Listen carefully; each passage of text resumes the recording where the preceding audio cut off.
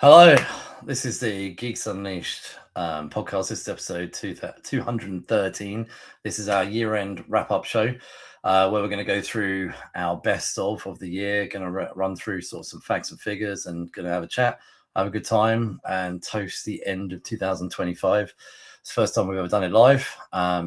Please join along as we're chatting away in the comments, etc. And for today's show, I've also got a really cool panel that will come along. What I want to bring out first of all is the first of his name, Defender of the Wall. That's right. It is Steph from the House of Link. Oh, hello. I bid you a good ado. I wasn't expecting that. House of the Mitten, first my name. I'm happy to be here. Oh, thank you very much for coming from the wall to toast the end of 2025. I wouldn't miss it, even though there's a lot of defending that goes on. This is the one exception I will make.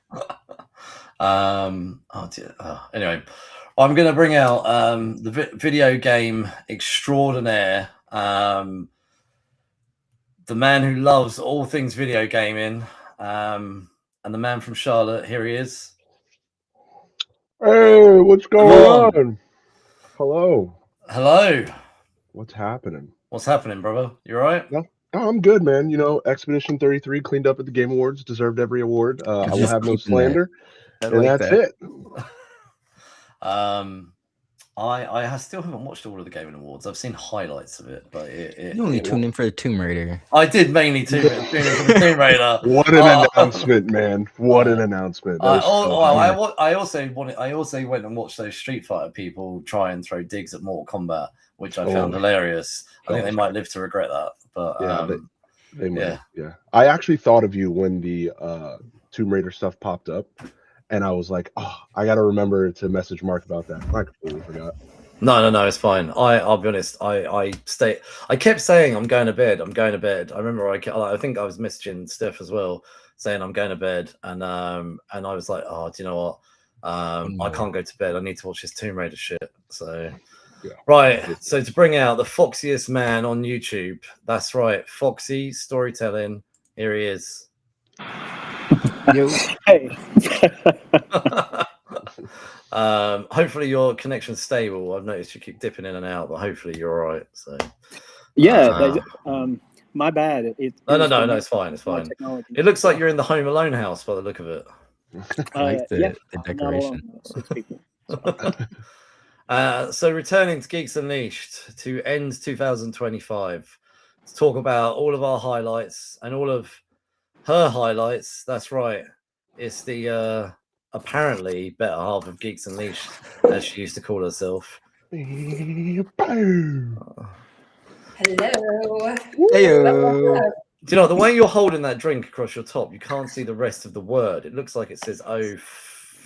I mean, it's general. It is from A Christmas Story. It is Ralphie with soap in his mouth. Because but you can only see the FU part, not the DGE. Anyway, welcome back, Jasmine. Glad to be back. Ending the year. 2 weeks in a row. Finished off Scott Pilgrim last week. Yeah. How does that feel, actually, Jasmine? 2025 finally finished 6 years in a row. You're talking about Scott Pilgrim. Yeah. So that was a fun run we did for being able to just up and decide that we were going to make Scott Pilgrim a Christmas book. So that was a fun little Christmas tradition we've had for the past 5 years. But as far as 2025, it can get the hell on. I am so ready for this year to be like done. I'm similar thoughts for this year. So, right, okay. Before we get started, if you are watching us on YouTube, please remember to like this video, subscribe, etc.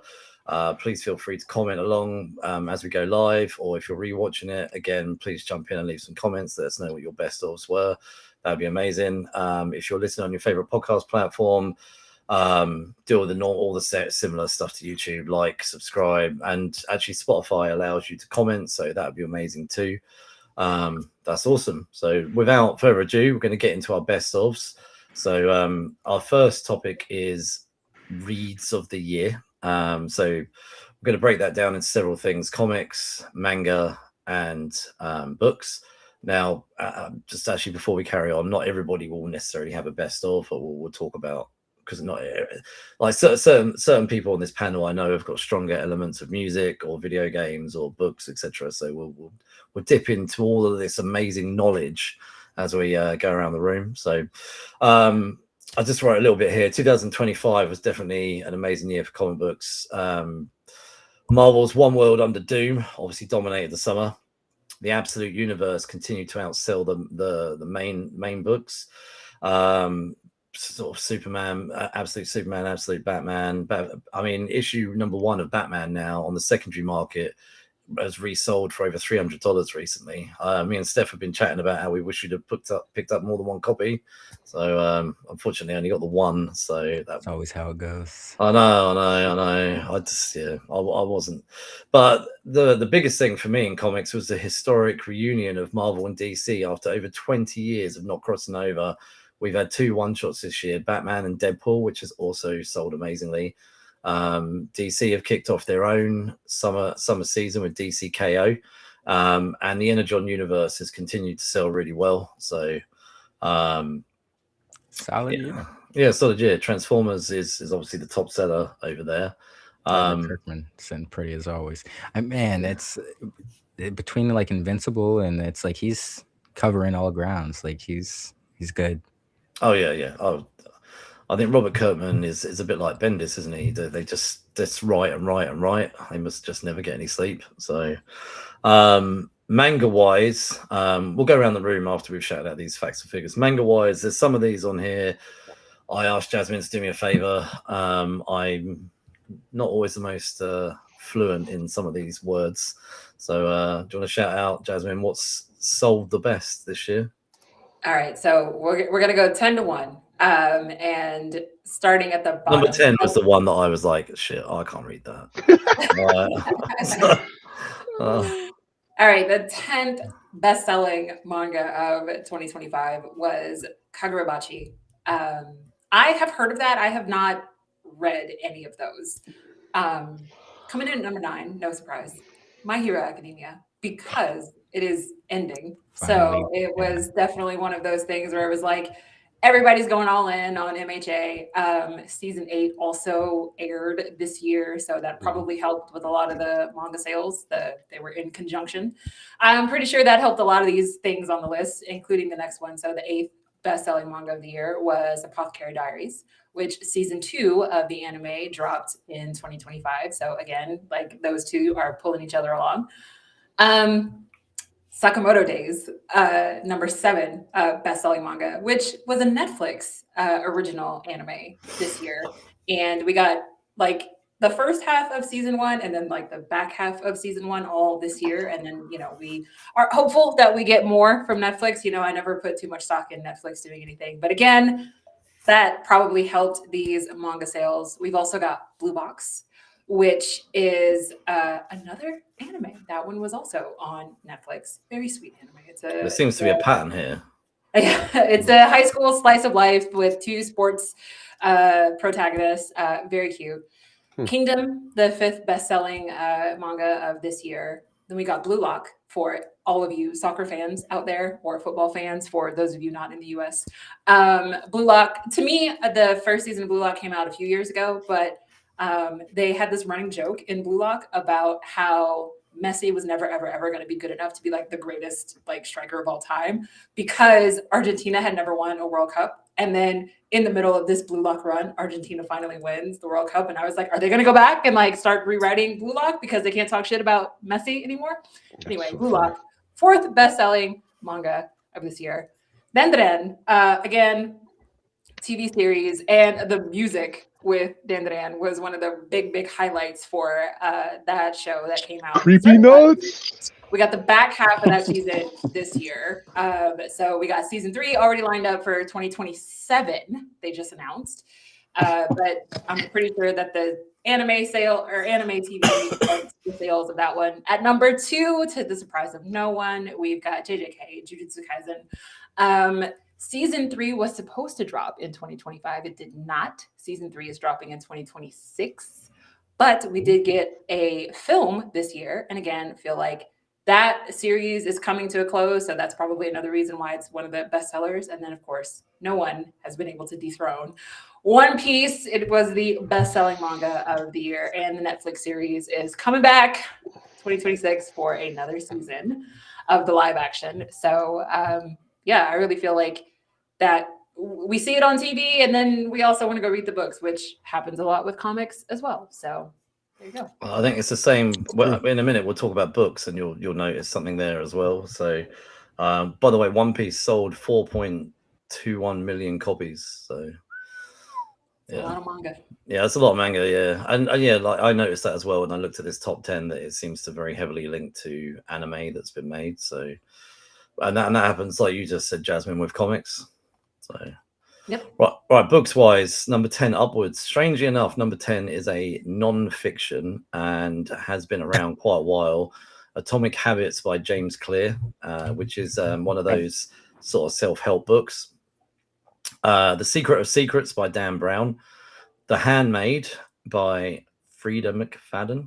I don't know this next book actually. Catabasis by R.F. R.F. Klein. Yeah. Big Jim Begins by Dave Pickey. Atmosphere by Taylor Jenkins Reid. Number 4, Great Big Beautiful Life by Emily Henry. Number 3 was the Let Them Theory by Mel Robbins. Number 2 was Sunrise on the Reaping by Susan Collins, which is a Hunger Games spinoff. And then number 1 was Onyx Storm by Rebecca Yarros. And I know Devon started Onyx. But right, okay, so that's kind of what's been selling well this year. But around this room, it would be amazing to hear what you guys have been reading, and whether it's books or manga or comics, or even if it's just older stuff and you've just been jumping back into, it would just be cool to what's been floating your boat in 2025. I'll go around the room. I'll start with Steph, who's next to me. I have not been too keen on my reading this year. I need to catch up, but I will tip my hat to the Absolute Universe. I do like what the momentum they've cultivated. Older books I've read, Planetary, I've been rereading that. It's a classic. Rest in peace, John Cassidy. One of my favorite artists. But yeah, I do need to indulge a little bit more in my reading aspects. I'm there with you this year, man. I've not been as I feel like I started the year quite well, and then I faded out a little bit.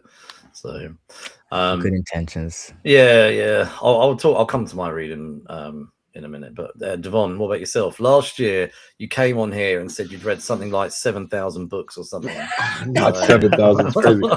I think it was like it was 60. He said 60 books. Yeah, I think it was like 12, maybe. Okay. I took it a little easy this year. I kind of fell out of reading, but my favorite book I read this year, to prep myself for the movie coming out next year, was Project Hail Mary. I absolutely love that book. It was so amazing. The fact that we got Ryan Gosling playing in the movie, it's going to be a lot of fun. I'm very excited. Yeah, I absolutely love that book. If you have a chance to read that book because it is not only like they get really deep in like science-y with it, like just he's an astronaut, so like there's a lot of science thrown at you, numbers, calculations, all that, but it's also like lighthearted and funny and sad, and it's just so good. I can't wait to see it on the big screen. I can't wait to see what they do. And like I just looked it up. It comes out in March next year. Yeah, so not that far that's away. the only reason why I read the book. Like I picked up the book just because the movie was coming out. The trailer came out. I did not watch the trailer until I finished the book because I was like, I don't want any spoilers or anything like that. Let me read the book. Read it. Then I watched the trailer. I'm very excited. Cannot wait. Oh yeah, so Andy Weir. Yeah, no, I can't be honest to say that I'm going to read it, but it would be amazing to somehow find the time. But it is okay. Trust me. Right, Jasmine, you're next. What have you been reading this year? I haven't read like anything from this year, but very much like Devon, I saw a trailer for a TV series that is a Canadian TV series. It's called Heated Rivalry. It's about gay hockey players. It got picked up, like syndicated by HBO Max, and next year it's going to get picked up to be broadcast in more spaces. But I saw the trailer, found out that it was a book. I went and bought the book, read the book in 3 days, and then realized, oh, this is part of a 6-book series.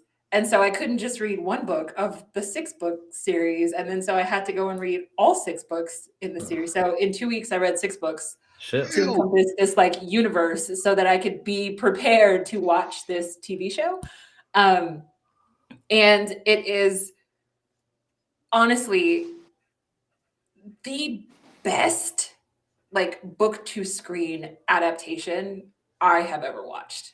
I think the only thing that I can compare it to, I mean, if you're going super, super high concept, I would say like Lord of the Rings is a pretty fantastic #1, baby. adaptation. But this book, because like, and I feel like it's because like Canadians got their hands on it instead of like American producers, because these books were originally Harlequin books, which means that they're smutty romance books. And everybody was like, you know, you started to read some of the articles after the first episode dropped, and all of these like highfalutin people, like somebody in Variety was like, we feel like they should have saved the sex for the end of the series. And all of the people that read the books were like, that's not how Harlequin romance novels work. Like nobody is buying the Harlequin romance novels for like that really chaste kiss at the end of the book. Like that's not why we buy those books. So I think that they did a really, really good job of keeping to the source material. But again, it started out like the book series originally started in 2018. So all 6 books came out between 2018 and 2022. But it was my first time reading them. So those are the main 6, but I probably read another 20 books on top of that over the course of this year. But they're all just like quick little romance books. Shame on Variety. Like I'm pretty sure they used to like praise Game of Thrones, and let's be real, Game of Thrones, it's not the fantasy aspects. They was the I mean, like, can you imagine someone saying, "Oh, Sex in the City," like they should probably have saved all of that for later? Yeah. People would be like, "Hello," like right? it's in the title. You're What do missing you the mean? point.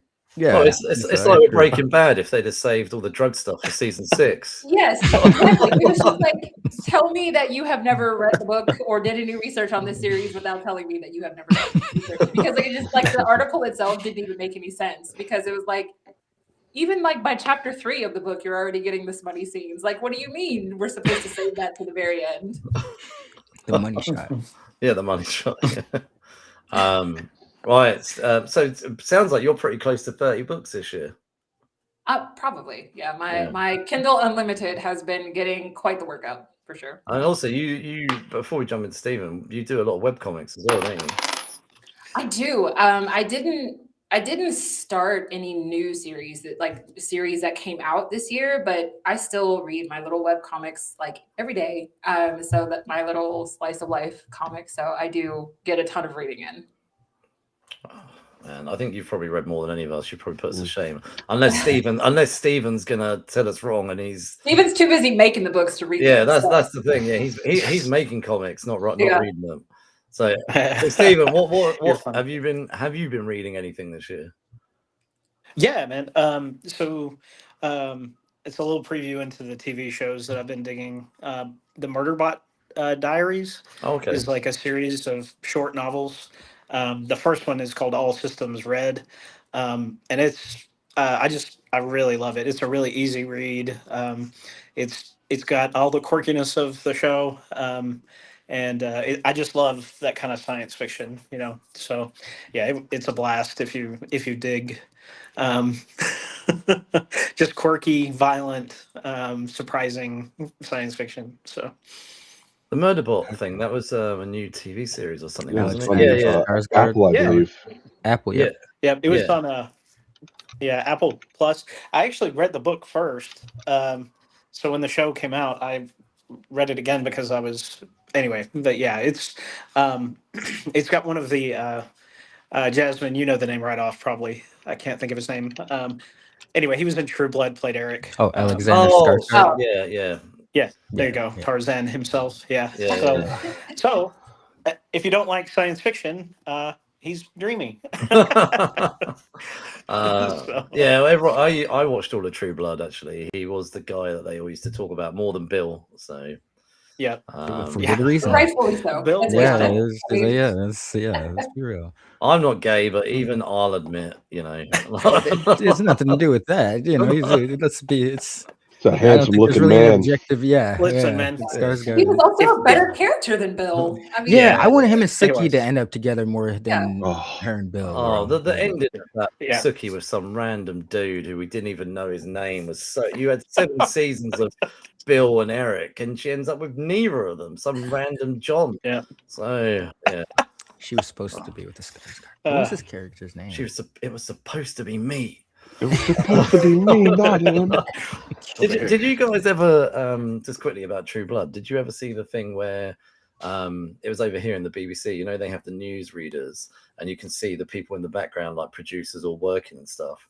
And one of the producers or editors or whatever was working, and you could see that they were watching TV, and they had an episode of True Blood in the background, and it was one of Suki's sex scenes.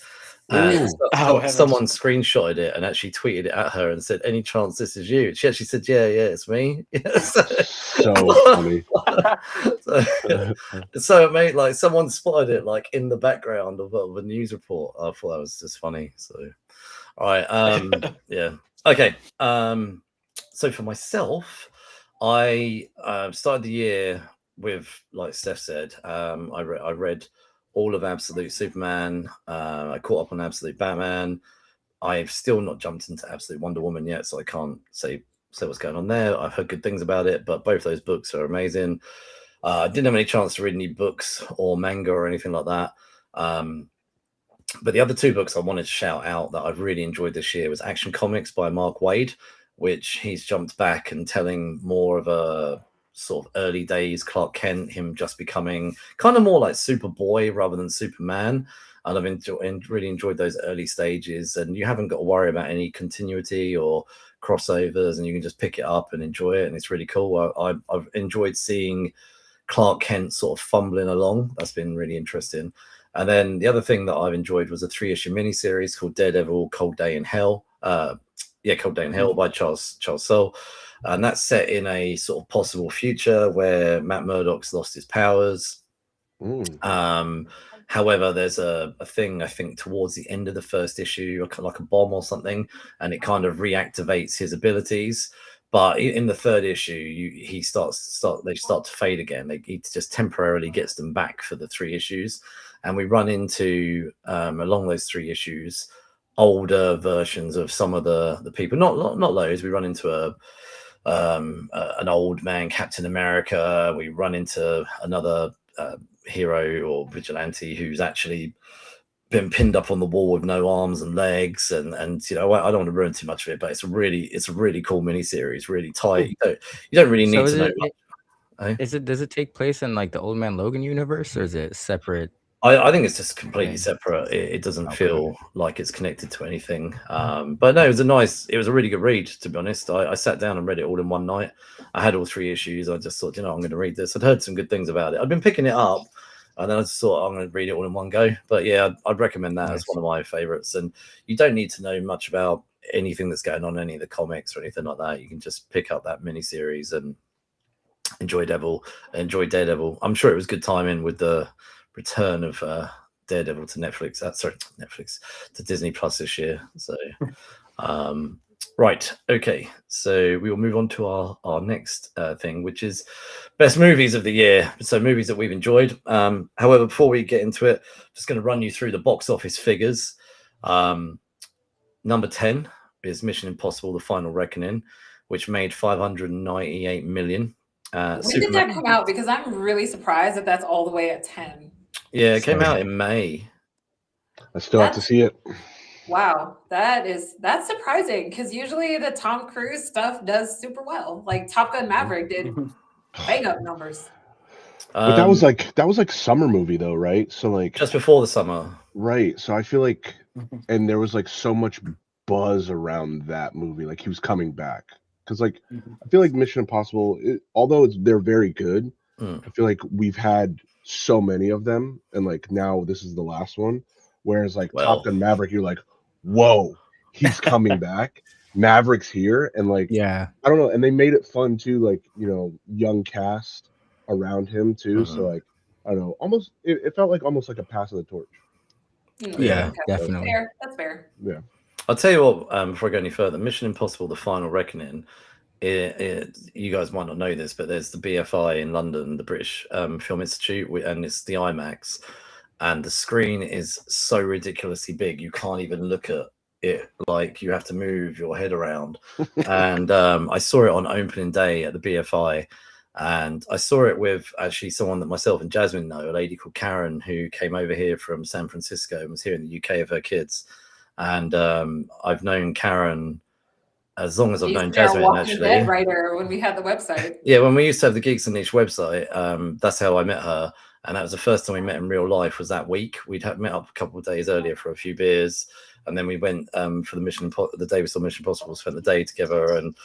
And she suggested going to the BFI. So it was like a cool experience for me. I got to meet someone who I knew from the internet, and I got to go and see the final Mission Impossible, and I got to go and see it in IMAX. So it was like a really cool day for me. So that's awesome. Right.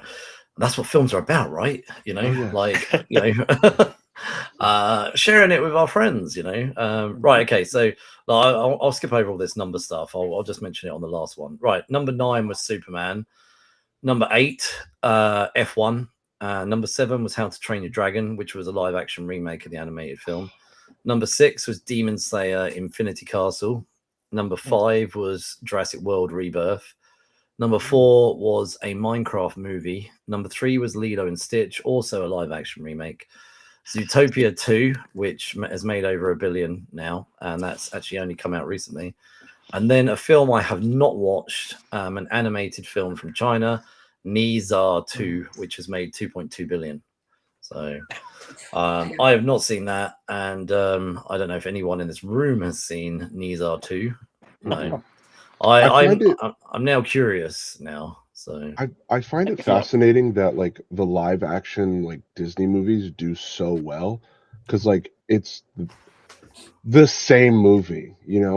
I saw How to Train Your Dragon, and it's literally one for one the same. It's an easy nostalgia, like it's like so it's easy pull for kids, and then it's an easy pull for parents, because they're like, oh yeah, no, I've seen this. Like they can like just kind of suck it up, I guess. Like I guess I can go see this movie, even though I've seen the better version, And it's like, especially if it's something your kid wants to see, because my son actually likes to want to see a lot of these remakes, and he's like, he's seen a few of the animated ones, but there's something about new stuff for kids, like when they see trailers and stuff, like it makes them want to go see things or buy things, especially toys. But he's more appealed to like the newer live action, like the newer live action Lilo and Stitch. And I've tried to like show him the cartoon, but it's like he's not there yet. But I don't know. There's something about newer stuff. Kids just love it. I quite liked the remake of Dumbo, the live action remake, because it was so different to the animated movie.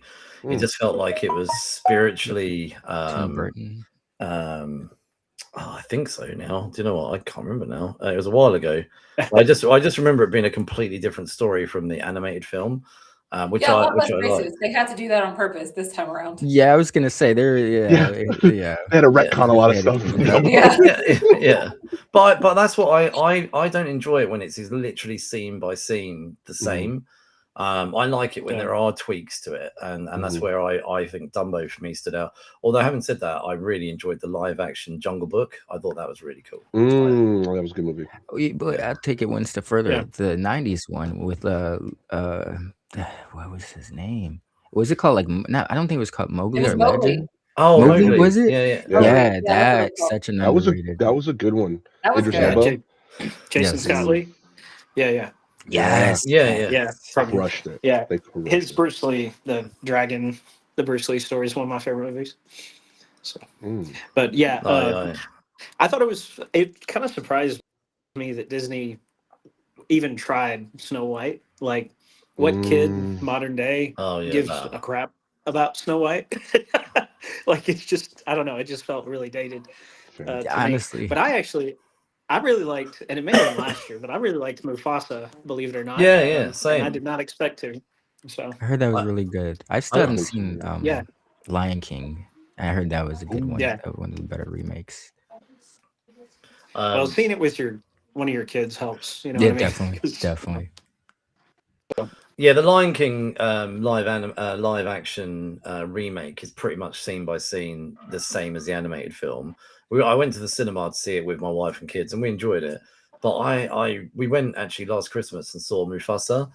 The music in it we thought was awful. But we loved the movie. Thought the movie was really cool, and it's a real origin of Mufasa from being a child, right? And also I've forgotten his name. Scar. Yeah. But what was cool was there was some twists and turns on Scar's backstory, mm-hmm. And that. So I take it you've seen it, Devon. I have not seen it. I just know that they don't refer to him as Scar. They refer to him as his real name. Yeah, they refer to him as his real name throughout the film. But I know it's an origin story for both of them. Yeah. And I was like the biggest hater on that movie because I was like, why are we doing this? We don't need this. We don't need it because we know how Mufasa stories ends. So like, I don't need it. That's how I felt. But I do want to see it. I do want to. I think it came out like a few days before Christmas last year. Yeah. And we went.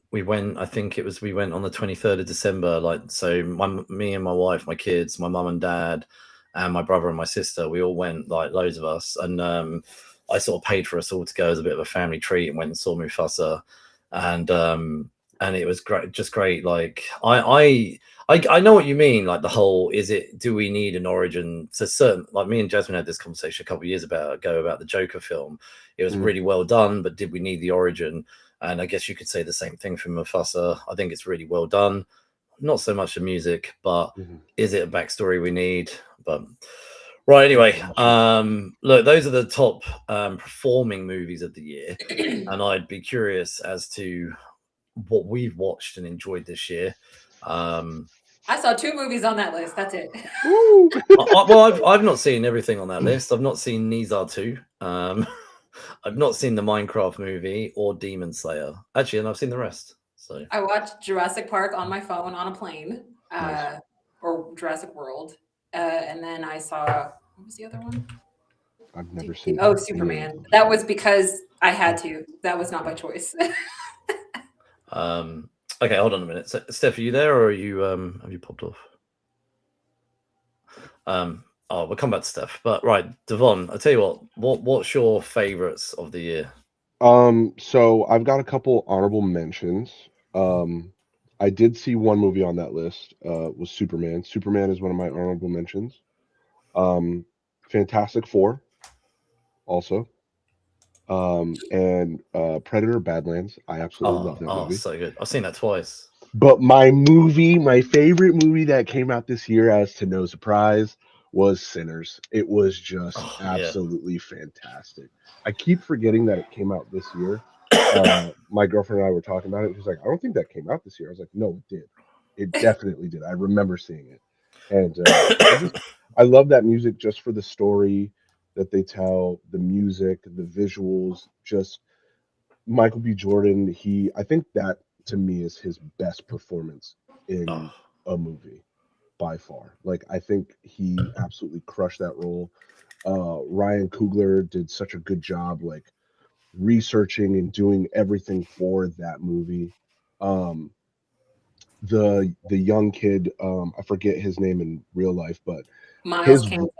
Yes, his voice is absolutely incredible. It's like it's almost haunting how incredible his voice is. He has the voice of a 70-year-old blues singer in like a 21-year-old body. It's bizarre. Quite literally. And I would be remiss if I didn't say that I quite literally was brought to tears when in the movie, if you haven't seen it, this is kind of like light spoilers, but I'm sorry.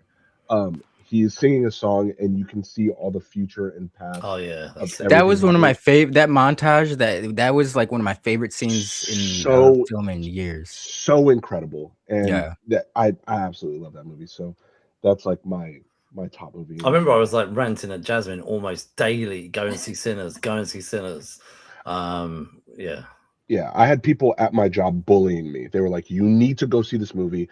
I will pay for you to go see it.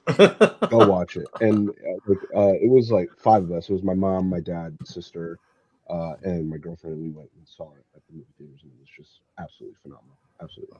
So, yeah. Amazing. Right, okay. I'll come back to Steph. Steph, what's some of your favorite movies that you've enjoyed this year? Gee, I wish I would have written a list. I should have prepared better. Sinners is up there. I'm like none of the top 10. I was hoping like the top 10 was gonna like remind me of something I saw this year, but none of the top 10 were definitely not on my list of favorite films this year. Box office wise, the box office films were reading. There was 28 Years Later. Thank you. Frankenstein. Those are definitely up there for like Sinners. I mean, oddly enough, all horror movies. Badlands, Predator, Badlands. Yeah, I was gonna say, and the other like Predator as well. Movies. Oh yeah, Hunter of Killers. Yeah, those are all up there for my favorite films. It Ends. The one we were talking about, that was actually a pretty cool one. Indie wise, such a simple concept, but the mileage they got out of it was definitely the mileage. Playing words. But yeah, man, I'm so shocked like that none of the good films really, I mean, not I shouldn't be, we're like top box office earners, all these remakes and animated films, even though they're good. I feel like last year I was a little bit, because maybe I'm biased, because last year when like Inside Out 2, or was it 2 years ago, came out, I was like, hell yeah, that movie was like number one, because I really loved the first one. So, but this year, no animated films like really called to me like that. What animated movies? My favorite movie of the year was an animated movie. Which one? Yeah, go on. K-pop Demon Hunters. Yo, I forgot about that. My son. I gotta watch it. You're missing. I still haven't seen it yet. Do you know, my daughter Lexi has watched it something like 17 times. My son, I have stopped counting how many times I watch it. It is now the thing that I just like throw it on in the background if I'm in the kitchen cooking dinner. Talk about soundtrack of the year. Like that's got a good. Yeah, I really enjoyed that. When this show is over, I'm going to sit down and watch it. Okay, when we're done with this, I'm going to go watch it. Okay, it's so good. That song, watched it. What's the like? You don't know what scene I'm talking about, Jasmine, but they're like the demon dude and the main chick of the K-pop. They're like singing a song together on the rooftops and stuff. Yes. Man, that was stuck in my head for a long time. That's one of my favorite. That's one of my favorite songs. Like it's so good. Yeah, I'm doing it. I'm doing it right after this. Okay, so Jasmine, I know you mentioned K-pop Demon Hunters, but anything else that's a favorite of yours this year? So of the films that actually came out this year, I saw 15 movies that came out in 2025. 5 I saw in theaters. But most of what I enjoyed was like on Netflix or Prime. Like I really loved G20. I'm not saying it was like a phenomenal piece of filmmaking, but I really enjoyed that movie. That's the lady from it was Viola Davis. Yeah. I'm thinking is the president. They get like it's a hostage situation. It was just incredibly entertaining. I really, really loved G20. Also, like in the theme of presidential movies, I really liked Heads of State that came out on Idris Elba and John Cena. Yeah, it was pretty fun. Yeah. Again, not like this marvelous piece of cinematic glory, but like entertaining as hell. It really made me laugh. So I really enjoyed Heads of State as well. Also with Netflix, so obviously K-pop Demon Hunters, like nothing was better than K-pop Demon Hunters for me this year. I just think it's incredible that we got a film that had an all Korean cast. Like all of the singers were Korean. Like the woman who was directing it is Korean. Like it was really, really phenomenal to see that like take the like center stage. But also on Netflix, this one came out a bit later in the year. The Thursday Murder Club was highly like I love whodunit kind of stuff, and the Thursday Murder Club was really, really entertaining. Helen Mirren is just she was pretty in it. I absolutely love her. She's great. I want to jump off of Jasmine's point about K-pop Demon Hunters. I've said this to nearly almost every parent that has talked to me about because I work with a lot of people that have kids, and I ask them like, oh, like what's your kid into? And they're like, oh, K-pop Demon Hunters. And I'm like, you don't understand how awesome that is that Americans are being exposed to, that type of music and that culture and all that stuff right now. Like they were at the Macy's Day Parade. They performed there. Oh wow! I didn't know that. That's incredible. That's insane. When I saw them performing, I was like, "This is nuts. This is like Super Bowl status for them. Like that stuff is huge, and I'm glad that we can branch out and get that kind of stuff over here. It's great. And it was in development for so long that the director, her daughter's name is Rumi, and she was born before the character like ever saw the light of day. Like that just been in development for that long. That's awesome. Do you know what, actually? I'm watching after this. Devon, to jump off your point there, I'm going to jump off your point about K-pop. Yeah. I don't know, Steph, if you find this as well. Even Stephen as well, trying to get kids to watch movies is flipping hard work. Like I go back to the 80s and the 90s, I would wear out the VHS, I would destroy the DVD player, like now it's like trying to get your kids to sit and watch a whole film. It is it blows my mind that they can't sit there and be entertained by a TV by a film for 2 hours, how they haven't got the ability to give something attention span. Like this is where Lara, my oldest, who's almost 16, I think getting her to the cinema seems to work better for her. But sitting in front of a television, well, I say this so many times, within the first half an hour, she'll leave and then go off and then come back in the final half an hour.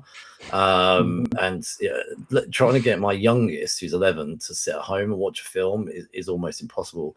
But K-pop Demon Hunters, she was just my son watched that entire thing numerous times. Like that says something about a film when it catches the generation ADHD. It really is. I mean, but technology with instant gratification, that's what do we expect? Oh yeah, definitely. So, all right, Stephen, what's some of your favorites? Hit us. Yeah, man, I loved K-pop Demon Hunters. No, I really loved Killer Killers. Oh yeah. I didn't get to see a lot of movies that I was excited about aside from like Superman and Fantastic Four. I love Superman. Fantastic Four, parts of it were great. I love Thunderbolts was the better Marvel movie. If I'm being honest. And I the effects, but I did not love the last half plot wise. But the best experience that I had in the theater was probably with my whole family went to go see a movie called Good Boy. Ooh, like nice. Movie. And the antagonist. Good Boy, yeah. That was one of my favorite films of the year. Yeah, Good Boy, definitely. That for a first-time director, like the technical aspect of how they did a very good job. They did. My hat to them. Yeah, and charming too. And then at the end, they had like a 10-15 minute featurette about how they made it and how they used like the dog was not like a trained animal. They just situated him in situations and they run how they got his attention off camera. That's so sick. Yeah. I've seen a lot of people talking about Good Boy. I've not watched it yet though. Definitely worth checking out. Like I was gonna say like Homeward Bound but it's not really that. But just it reminds me of that because like the dog is the dog is the main character, but Indy the dog, it feels like such a character that I feel like I compare it to Homeward Bound just because it's like he's got his own personality, even though he's not talking. Like it was a cool film. Isn't it made by Shudder? Yes. They I think initially they were just gonna they filmed it at a film festival and it got really good word of mouth, so they decided to something about, I think Verna was telling me like they were only going to be in select theaters. Then because of like the good word of mouth, they decided to give it like an official launch. So yeah, it was pretty cool. It reminds me of Courage the Cowardly Dog. Yes. I love that cartoon. Yes, that's a good comparison. Yo, sorry, I'm looking up like stats for this. They had a budget of $70,000 and they box office at $8.7 million. That's insane. That's a hell of a return. That's insane. Definitely seen a sequel, or that director is giving another movie for sure. He'll probably be giving a Marvel or a DC movie now. But that's what they do. They get these indie creators, directors, and they just suddenly go, right, you know, I know you just made a film for $1 million and you just got an 80 million return. But what we're going to do is now give you a budget of 80 million for your first ever big budget movie, and then you see this quite commonly, don't they? So right, down those budgets, and then they don't know what to do, and they're given all that money. So, right, okay. Movies is where I have shined this year. So I've got a pass. I go to the cinema unlimited. There was a weekend about a month ago where I actually saw 5 films in one weekend. I have watched this year that has been released this year in either in the cinema or and I am including streaming stuff as well, like Netflix or Amazon. I have, as of today, and the year isn't over, as of today, I've watched 86 movies that have come out this year. Wow. I don't know whether to be proud of you or I'm gonna say this. I feel like I can guess your favorite movie. Go on then. Oh, you want me to try it? Okay. Yeah, go on. I think your favorite movie of this year was Begonia. Do you know what? It's in the top 5. Oh man, it's in the top 5. It is. Do you know what? That was a really good film. Begonia. Yeah. So no, I my favorite, if you want to know,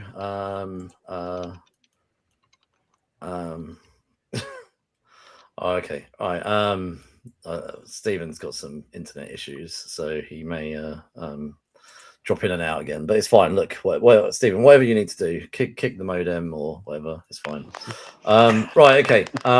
No, my favorite is I'll tell you what, I'll give you my top 5 of the year. I'll start with number 5. It is subject to change, but because the year hasn't finished yet. But number 5, Frankenstein, the Netflix film. But I went and saw that. I saw that at the cinema for a week. They released it at the cinema. Number 4 is Begonia. Number 3 is Wicked, the sequel. Part 2. Yeah, part 2. Yeah. Nice. Number 2 is 28 Years Later, and number 1 is Sinners. Let's go!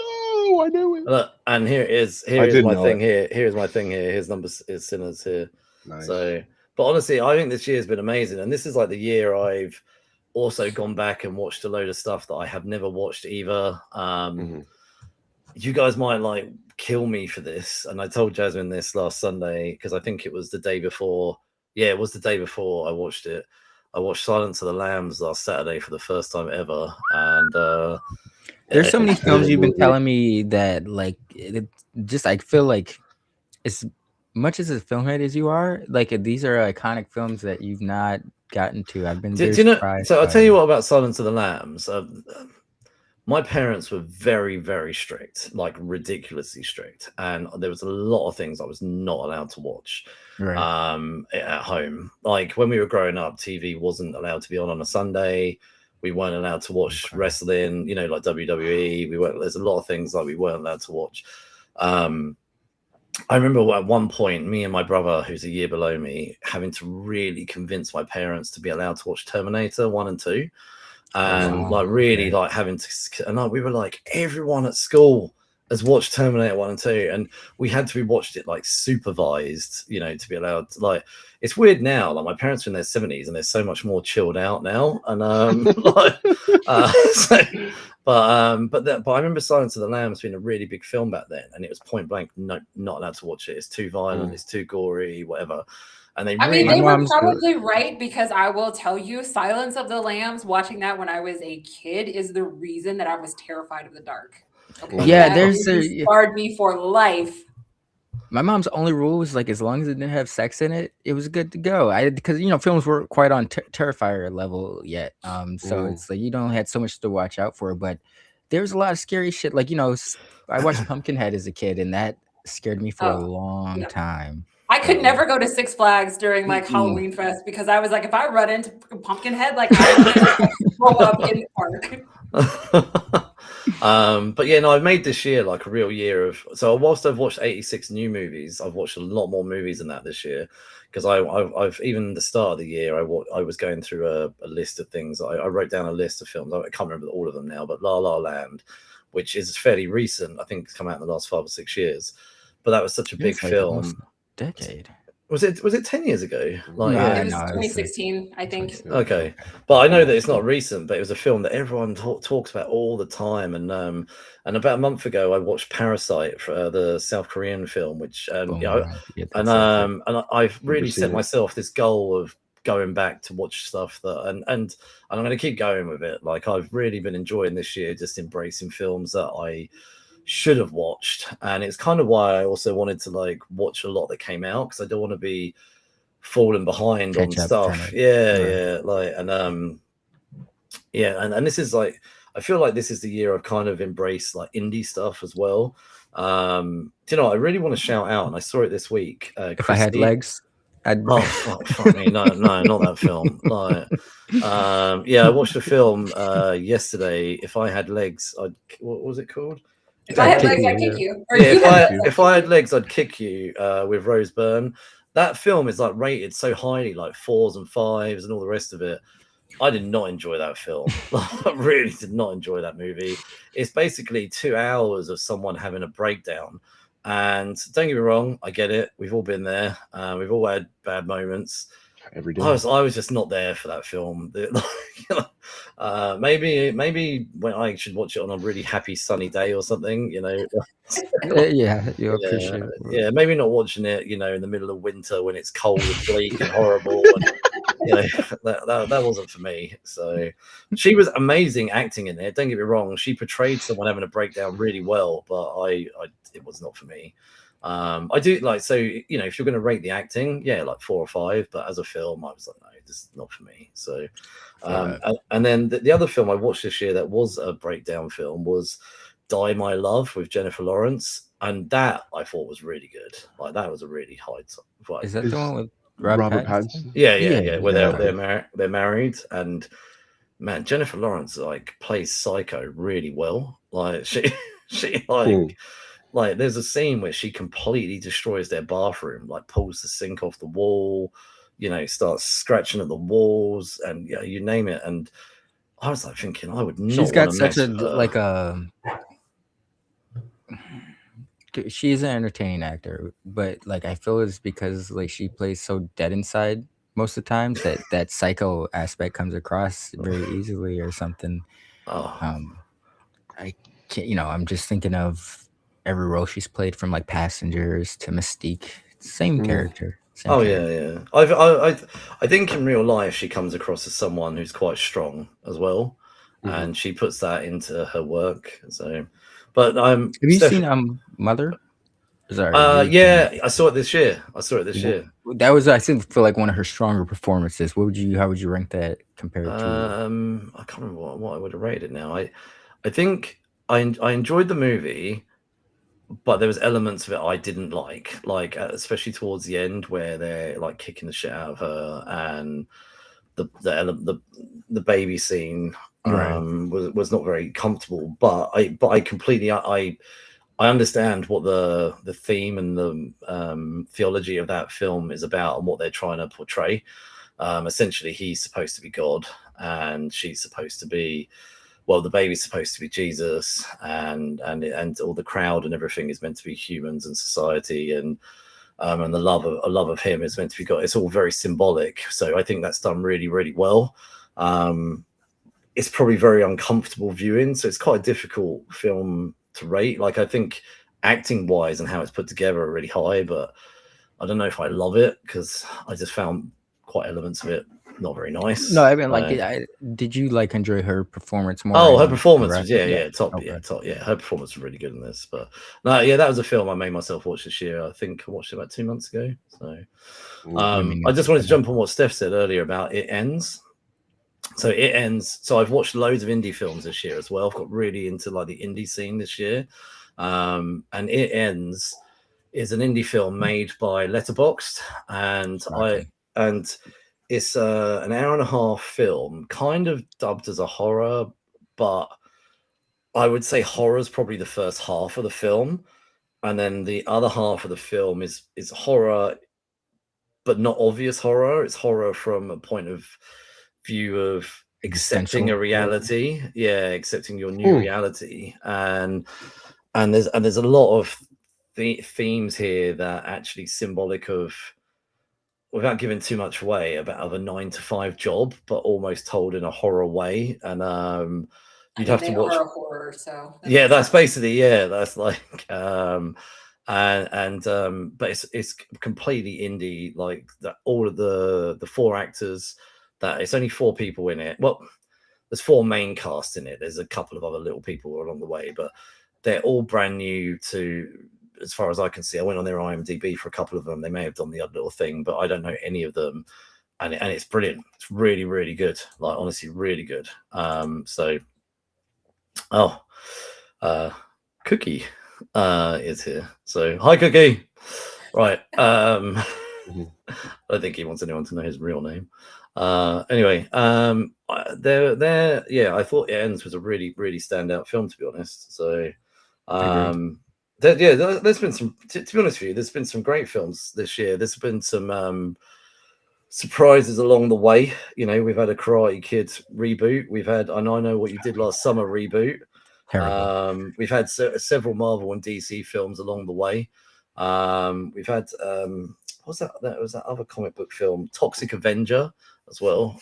So there's been quite a few movies along the way, which comic book films along the way. But Black Phone 2 as well, which I know me and Steph covered a few months ago. But yeah, I think it's been a really good year for movies. I think this has probably been the best year since COVID happened. I think the level of releases and the confidence in the studio has shown that they're starting to move past COVID. And personally, I hope, though, just to digress, that Netflix don't end up buying Warner Brothers. I don't want to see them destroying theaters, but too late. Yeah, too late, man. It sucks. I don't know. I don't want Paramount to buy them either. So no. I'd rather they just got left alone and just, I don't know why. If anything, it would be like it's just them making more money. Like, I don't think that would be like their venue for theatrical releases. I think hopefully, yeah.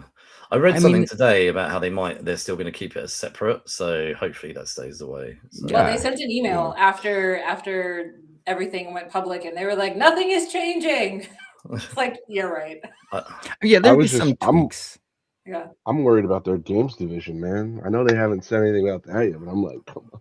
Maybe they'll sell it off. Maybe they won't keep it. Maybe they'll just buy it as part of the acquisition, I think, because they said they're not bothered about the gaming, so maybe they might just sell it off. Yeah, they do. I hope so. Okay, it's more money in the different avenue for their money in their pocket, depending on how much money their return on interest they're getting. I feel like it's bad just because like the numbers of like their subscriptions are going to go up, right? Like it's that's true. It's like what, a month, like of the family package. It's expensive. I feel like that's just going to go up and heighten that. It's cool in the sense that everything's going to one thing. Like that's cool. Oh, you mean like cable? But I just just like cable. Yeah. I know the price hike is gonna happen. Like that. Like we don't.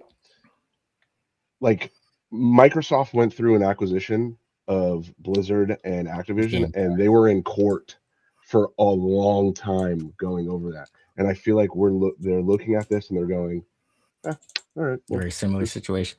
Like, it's going to be $30 a month for Netflix after this acquisition, something like that. And they're going to have the content to like try to justify the 100%.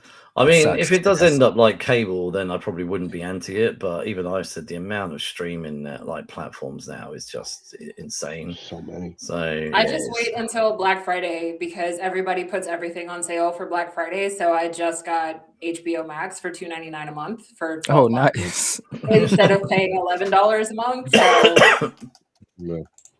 Yeah. Before we move on, actually, Devon, why did you think Begonia might have been my favorite? The last time we talked, you were praising very high on that film. Very high on that film. I thought it was but then I also forgot, Sinners came out. Also, you really liked that last Emma Stone film that was super weird. that came out a couple of years ago. Oh, she was like the sex Frankenstein? Yeah. That was an odd film, man, but she was brilliant. She was really good in it. I think Emma Stone is a really good actress. Like, honestly, I think she really throws herself into it. I can imagine. I've met actors in real life and stuff, and the highs and lows, like, 'cause they throw themselves into roles. They kind of, I know some people do the whole method thing where they just, like, when the camera's off, they're still that character. I don't think Emma Stone's one of those people, but I would imagine the commitment that she has to the role. You can see it on the TV, like on the screen, and you can imagine after a film's finished, her probably like crashing out for like a few weeks, because I feel like she really does embrace the character she's in. But yeah, I know what you're talking about, that sort of female Frankenstein thing. That was a strange film, but because it was so different, I really enjoyed it. I went and saw that at the cinema as well. Cool. But Bargonia, if no one's seen it, I really recommend it. And I don't really want to say too much about it because I don't want to ruin it for anyone, but you should go and see it. So, and it's got, the other one was called Poor Things. Poor Things, that was it, yeah. It's got the opposite Emma Stone in Bargonia is Kirsten Dunst's husband in real life. Jesse Plemons. That's it, yeah.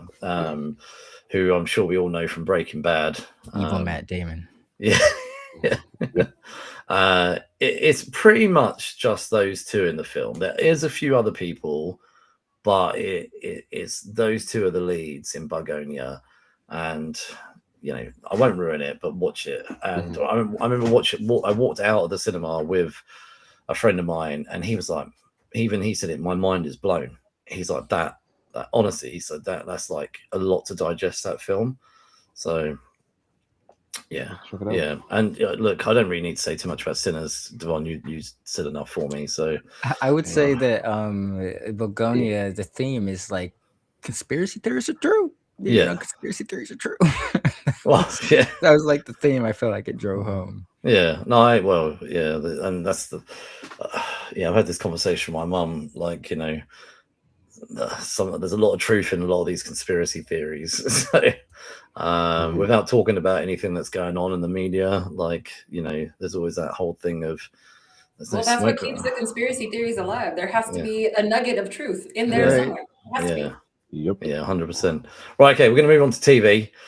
Before we move on, I think we may have lost Stephen Fox. I have no idea what's going on in the middle of nowhere. Did you check the back room? Hopefully he's alive and just not been kidnapped or anything like that. So, right, okay. So, TV of the year. I will run through the top 10. I'll run through it quickly.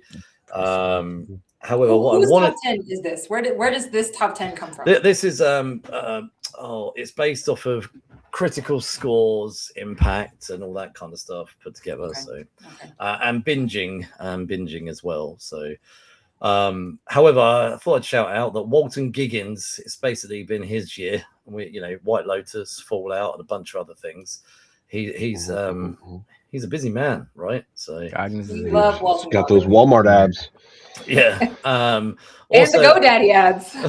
I don't know any of those, but I don't have those over here. But it's also a year of final blows. Andor, Squid Game, Righteous Gentleman, Stranger Things will be finishing on the 26th of December. So it's been a year where we're saying goodbye to quite a few TV shows as well. So, right, okay. I'm just going to quickly whiz through this. I don't have any numbers because some of these are streaming and they don't release the numbers. Alien Earth, number 10. Adolescence, number 9. Stranger Things, season 5. Squid Game, season 3. The Bear, season 4. Fallout, which only came out a few days ago. So, White Lotus, season 3. Pluribus. That's the new Vince Gilligan creator of Breaking Bad show. Yeah, Apple TV. Andor, season 2. And Severance, season 2. So, right, okay. Just a couple of things here. I'm not going to do this whole list here, but most watched TV shows, and I thought this was pretty cool. Number 1 is still the same as it was last year. I'm just going to run through the top 5. This is in America. The most watched TV shows in America. High Potential, number 5. Number 4 is Tracker. Number 3 is Adolescence. Squid Game number 2, and then Sunday Night Football is number 1. 22.1 million average viewers. Yep. So I think it's funny that Mark is always surprised that Americans watch football. Like, no, I'm not surprised. It's just like it just is. I think I find it amazing more that is the most watched thing. It's right? crazy. We love our football. It's what we do. Yeah. We love violence, especially when it's live action violence. Yeah, we love gladiators without the swords and lions and everything. Yes. I thought I'd just shout out the UK top 5. It's completely different. So Strictly Come Dancing is number 5. So I'm a Celebrity, Get Me Out of Here is number 4. You won't know this TV show. Gavin and Stacey, the final. I don't know any of them. Yeah. Number 2 was Celebrity Traitors. Have you heard of Traitors? Traitors. Okay. Look Traitors up. It's I think all of your top 5 is what? Like reality? Yeah, basically. You say reality television? You guys are living in like 2003. Oh, no, Traitors. Yes, I know the Traitors. Yeah, you know Traitors. Yeah, okay. And then number 1 with 16.2 million. The Euro 2025 final, England versus Spain. See, it's football. Everybody loves football. Yep, there it is. I'm surprised that we watch American football and you guys are. No, I just said more surprised that's your most watched. But then that's what I mean. We also had it, but I didn't have I couldn't find the figures last year. When I was doing, I even remember saying this last year. I couldn't find any British figures, but I managed to find the figures. Right, okay. We'll go around the room TV wise. Steph, what's been some of your favorites from this year?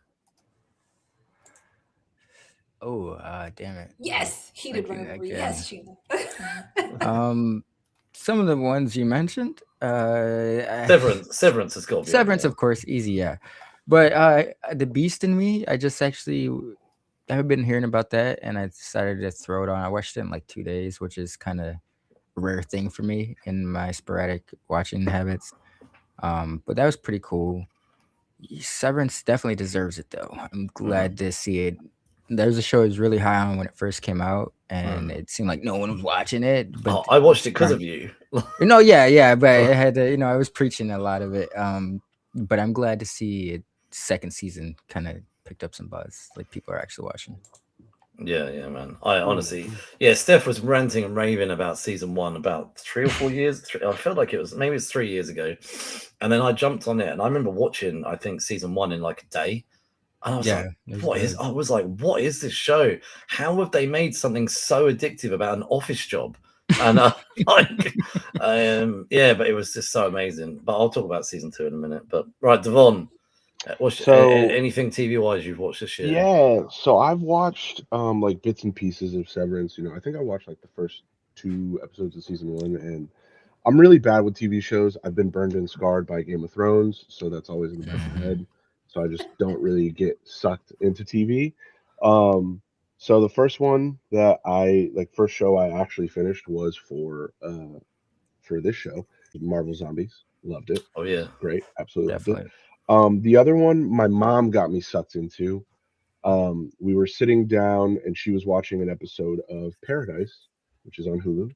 Sterling K. Brown. I've seen that. Yeah, I've seen that. I watched the first episode. I've got to go back. I loved the first episode though. I think I joined in on like episode 6, and we watched the whole end of it, and then I went back to watch it again. What a show! Absolutely phenomenal. So good, yeah. I absolutely loved it.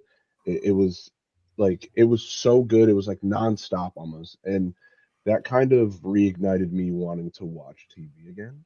That twist at the end of the first episode. Oh yeah, it's just so good. It's good, and I was like, you know what? I just gotta watch TV because they're people work hard to put these shows out, and I'm over here just playing video games. The art. Right, playing video games, man. This is random, but you just reminded me of I just 2 days ago watched the first episode of Welcome to Derry. One of those good at first episodes where you're like, what the hell just happened at the end of the first episode? So I'm looking forward to seeing. It reminded me of the first, because I've only seen the first episode of Paradise, but I'm gonna go watch that now because I also sorry I did real quick tangent. You're good. You're good. Stranger Things is I had kind of put that I watched the first 2 seasons and hadn't watched it since I tried to watch the 3rd season, but I burn through that this week. I'm trying to get caught up for the last batch of episodes by Christmas. So I'm on episode 2 of season 5. But that's kind of like Devon was saying, being reignited. That's got me wanting to watch more stuff, dive into other things I've been putting off or meaning to watch. I'm excited. Nice. I plan on going to watch. Like, I'm waiting for Stranger Things to be done with. I watched all the way up through season 2 and just absolutely stopped. I've stopped. I've been spoiled on some stuff. It is what it is. It happens. I can only blame myself, and that's okay. But I'm waiting until it's all done, and I'll just watch it through and be a sucker and be like, "You guys were right. It was great. Loved it." It's crazy because I thought same as you, Devon. I had seen some spoilers for Stranger Things, but there are some certain. Well, actually, I can't name too many, but one big revelation with the character that somehow I had missed. And I'm like, oh, I hadn't heard about it. Like, this character is still in the show, but like there's something really major happens to him. And I thought like it'd kind of be on the zeitgeist, like many Stranger Things were, and somehow it wasn't, or somehow it just went over my head. Luckily, but I was shocked. Like, I thought I would go into the finishing up the seasons thinking I knew all the story beats, but I think you'll still have some surprises in there. Right, I like it.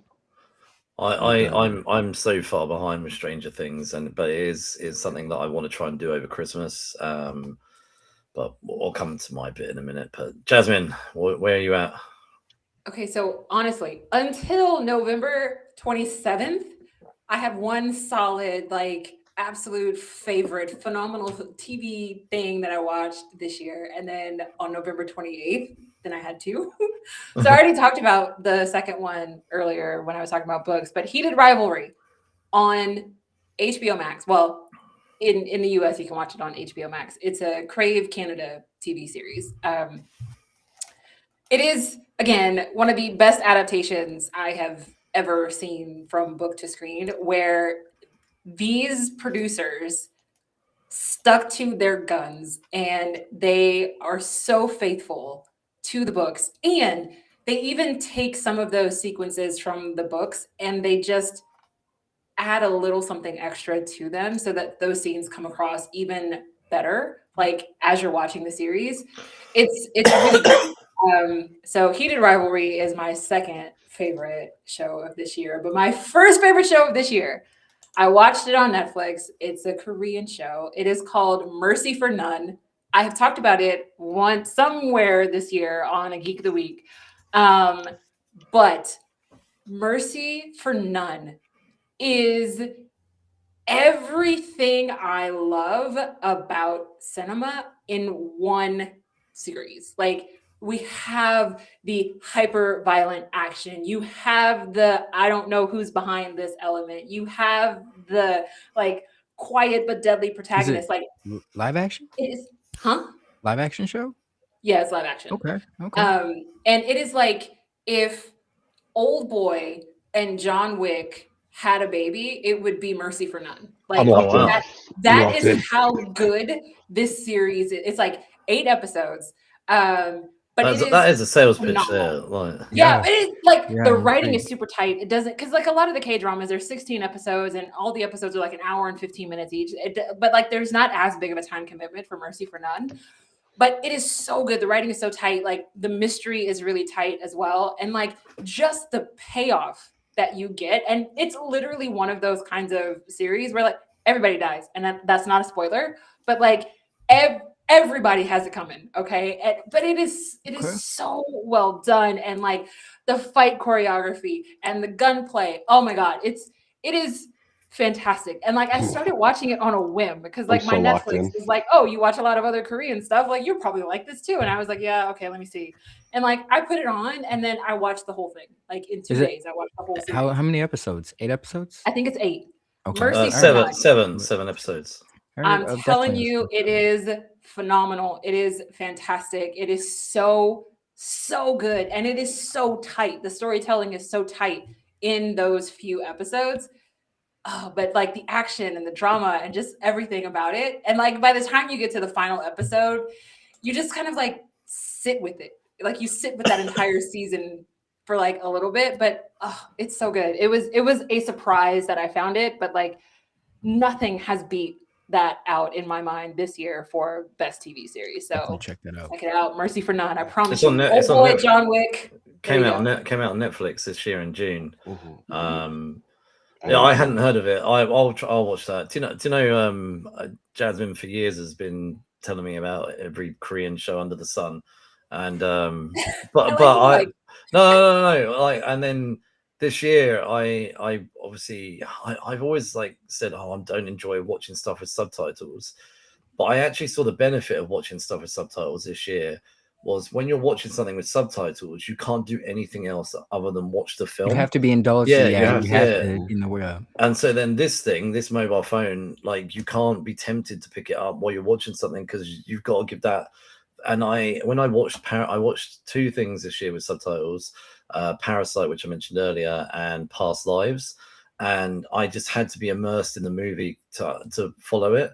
And I actually thought, you know what? In the past, I've moaned about things like this, but I'm enjoying watching it because I can't do anything else other than watch it. And I'm like a theater experience. Almost. Yeah, definitely. But also, like, I feel like with the Asian stuff, especially whether it's like Chinese, Asian, or like Japanese or Korean, their expressions and their cadence in the way that they speak, it is so different from English. It's so different. Like, there's so much that they say that are not actual words. Yeah. And it's just like you don't get the same feeling if you're watching the dub version because it just it's very lazy with the dub. Yeah, like the dub version is always like a very lazy, dramatic way, I guess, delivery of how they interpret it.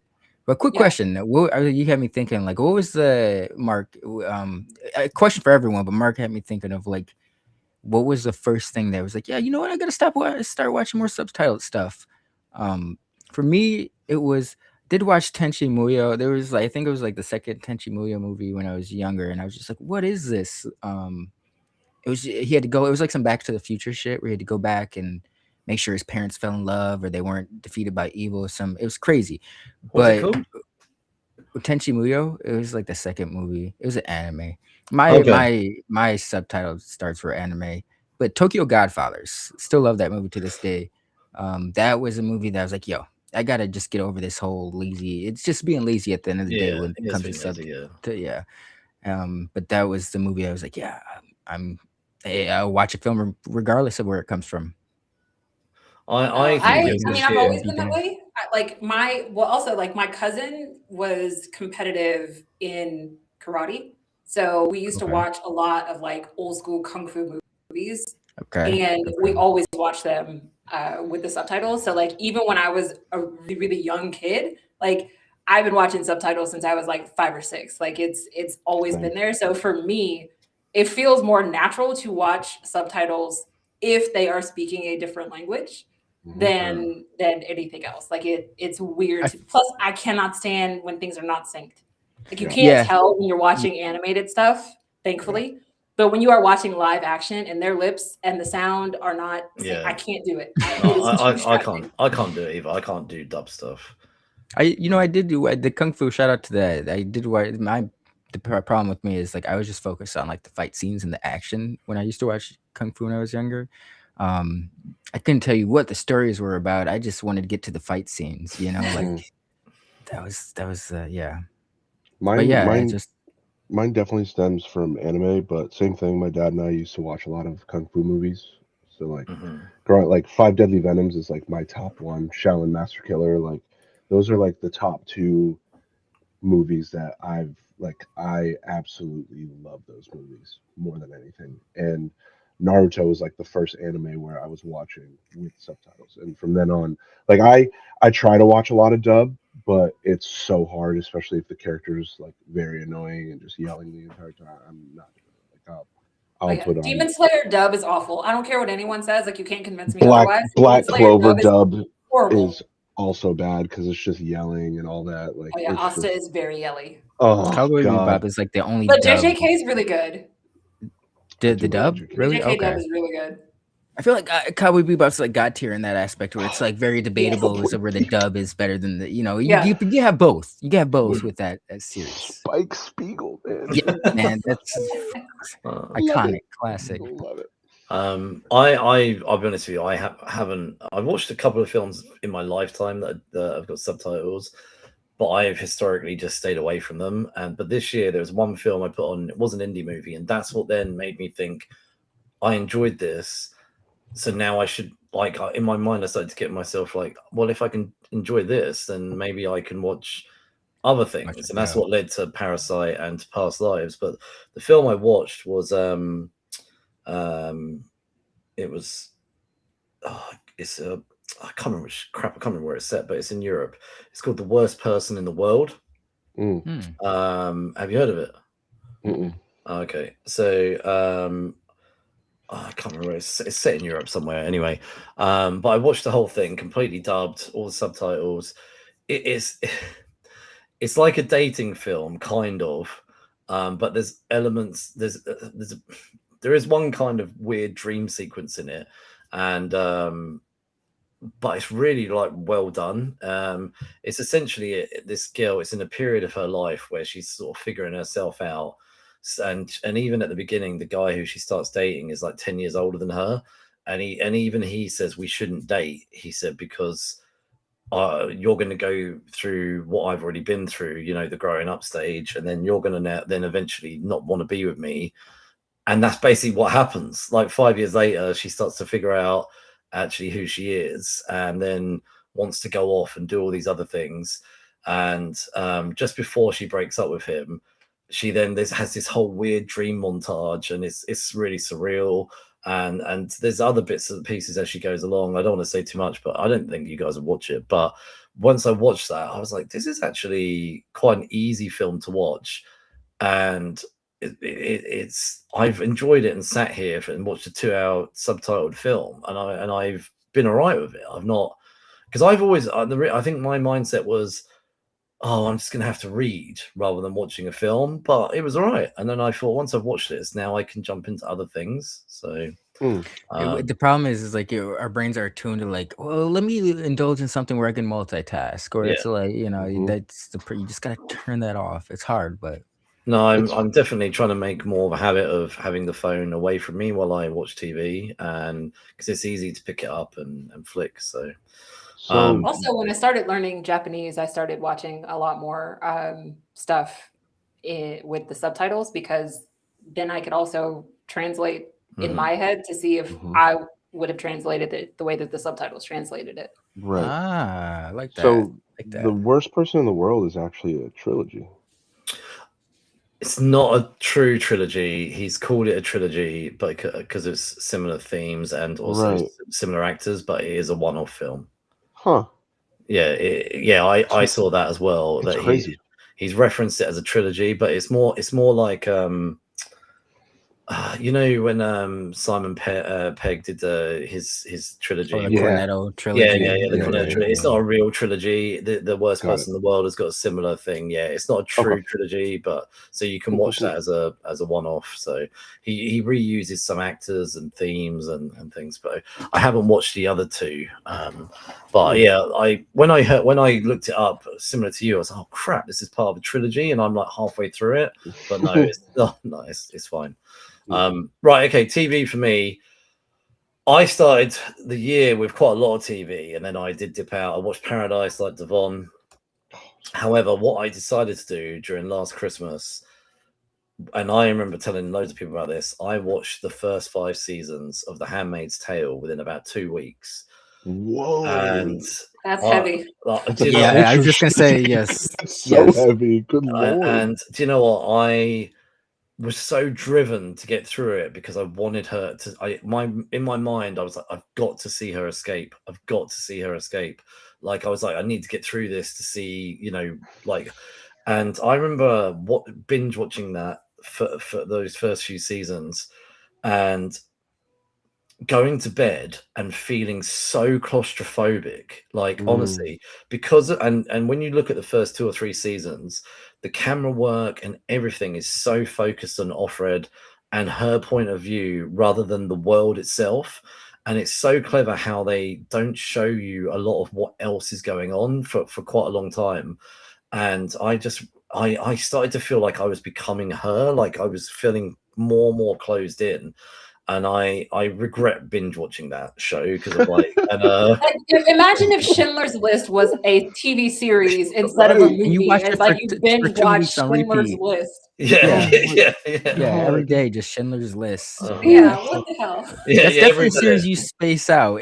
I can see how it's enticing because the world building they do in that series is brilliant.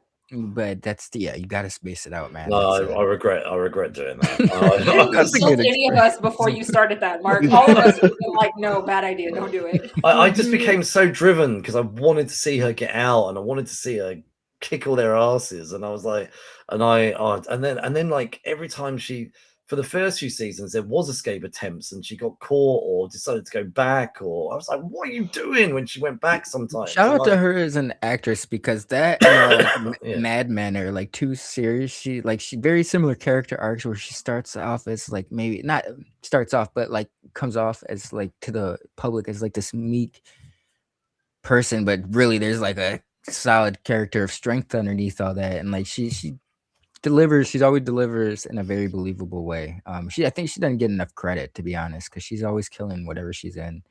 Even The Invisible Man, I got to rewatch that, but she was good in it. But the concept, I was like, I don't know if you guys have seen it. No, I haven't. I haven't seen Mad Men either, and that is a show that's been on my list for years. I wanted to watch Mad Men. I'll have to go and do that. Every now and again, I go like. What I tend to do is once a year I'll go back and do a show like Handmaid's Tale. A couple of years ago I did The Wire, and every sort of year, maybe every year or every other year, I'll go back and do an old show that's like 5 or 6 seasons. Yeah. And this year when I started, I was like, right, I'm going to do Handmaid's Tale. It had been on my list for ages, and I knew season 6 was coming out this year, and I thought, do you know what? How good would it be to be finished? And the frustrating thing, I don't know if you guys finished season 6, but like there's a spin-off. I don't know if you know there's a spin-off coming out, and it's going to be set like a prequel. No, a sequel. Okay. So the sequel's going to be set, well, maybe like 5 or 10 years from now, and it's going to follow. It can't be that far ahead. Maybe 5 years. It's going to follow 3 people. I think it's going to follow her daughter, who was originally taken. It's going to follow the daughter of crap, I forgot the name. The wife who took Offred in the beginning. It's going to follow her child, and then the third person it's going to follow is the what's the name? Like the nun or whatever that ran the home. I know you're talking about sister. Yeah. It's going to follow her. So it's those 3 people. So apparently, Offred. Like, because there's a book which is a sequel to The Handmaid's Tale came out, and that's what it's going to be about. Apparently, Offred may show up towards the end, but it's not going to. She won't be in it, essentially. So I've never seen the show. So I live in America as a woman, so I'm good. I don't need to. You get it. I'm good. I'm also good. I don't want to. I remember talking about it a lot, actually saying I could see America going down this road. I was just thinking of there's a movie came out last year. Alex Garland loved him, one of my favorite director writers. But Civil War, the atmosphere in that and Handmaid's Tale, very eerily, very realistic. I think that's what's so scary about him, is because it's like this is like very viewing a possibility of like it's not too far off that shit like this could happen. It's scary. I remember watching Civil War, like, damn, like they heavily imply the president in that film is. And this came out before he was talking about his third term or whatever. So that's what's weird. That I mean, in the film, the president is a fictitious president, but in the film Civil War, it's clearly based off of. Yeah. Like, come on, now. We know who it's based. We won't say it because I don't want to get taken out. But but they make a joke, or not make a joke. Yeah, no. They say it jokingly about, where do you think you went wrong? Do you think it's when you shut down the FBI or when you decided to go for your 3rd term? Like, and they're sort of joking about it in the cut. So, hey, correct answer, both. Yeah. But they're sort of joking about it in the car because they want to interview this president in the film, And when I watched that, I thought these are clearly digs at you know who, like, and so right, okay. So obviously, Handmaid's Tale season 6, I did watch and I enjoyed it. But I wanted to shout the shows I really wanted to shout out. The 3 I've written down 3 for my favorites. Dexter Resurrection season 1. Still gotta check that out. Such a good show, honestly. Really back to the early days of Dexter. So well. Real quick now. I know, unfortunately, the prequel show with Christian Slater got canceled, but the new season's still going, right? Like, it's good. The Resurrection's going to carry on, but Original Sin has been cancelled. That was really good. That Original Sin. It's a shame that they're cutting that. See, the problem with prequels, when you play it, it's a delicate ground. Is because it's like I don't think sometimes some characters might be enticing to see how they got from point A to point B, like maybe Darth Vader or something, Anakin Skywalker to Darth Vader, but like Dexter kind of was always the same guy from the jump. We just picked up at a certain point in his life, but it's like, yeah, you might see him going through like the trial and error of how he developed his system in the prequel, but it's essentially like he's just Dexter but younger, you know. But they explained it so well in the original series, like talking about the Dark Passenger and his dad always being like a presence there. Like it's almost unnecessary. Don't need any other explanation. Yep. I wonder if it was a case of they weren't sure how a future Dexter show would go, so maybe they hedged their bets. Because initially, Original Sin was renewed for a season 2, and then Dexter Resurrection came out, did really, really well, and then they went back and changed their mind and cancelled Original Sin. Let's be honest, we only come for Michael C. Hall as Dexter, bro. Like that's so he narrated Original Sin. So he actually was in Original Sin as a voiceover. Didn't they do that with that Supernatural prequel? Jensen Ackles was like doing voiceover work. He voiced over that. The Winchesters. Well. Yeah, I only watched the first episode or 2 of that, and then I couldn't be bothered.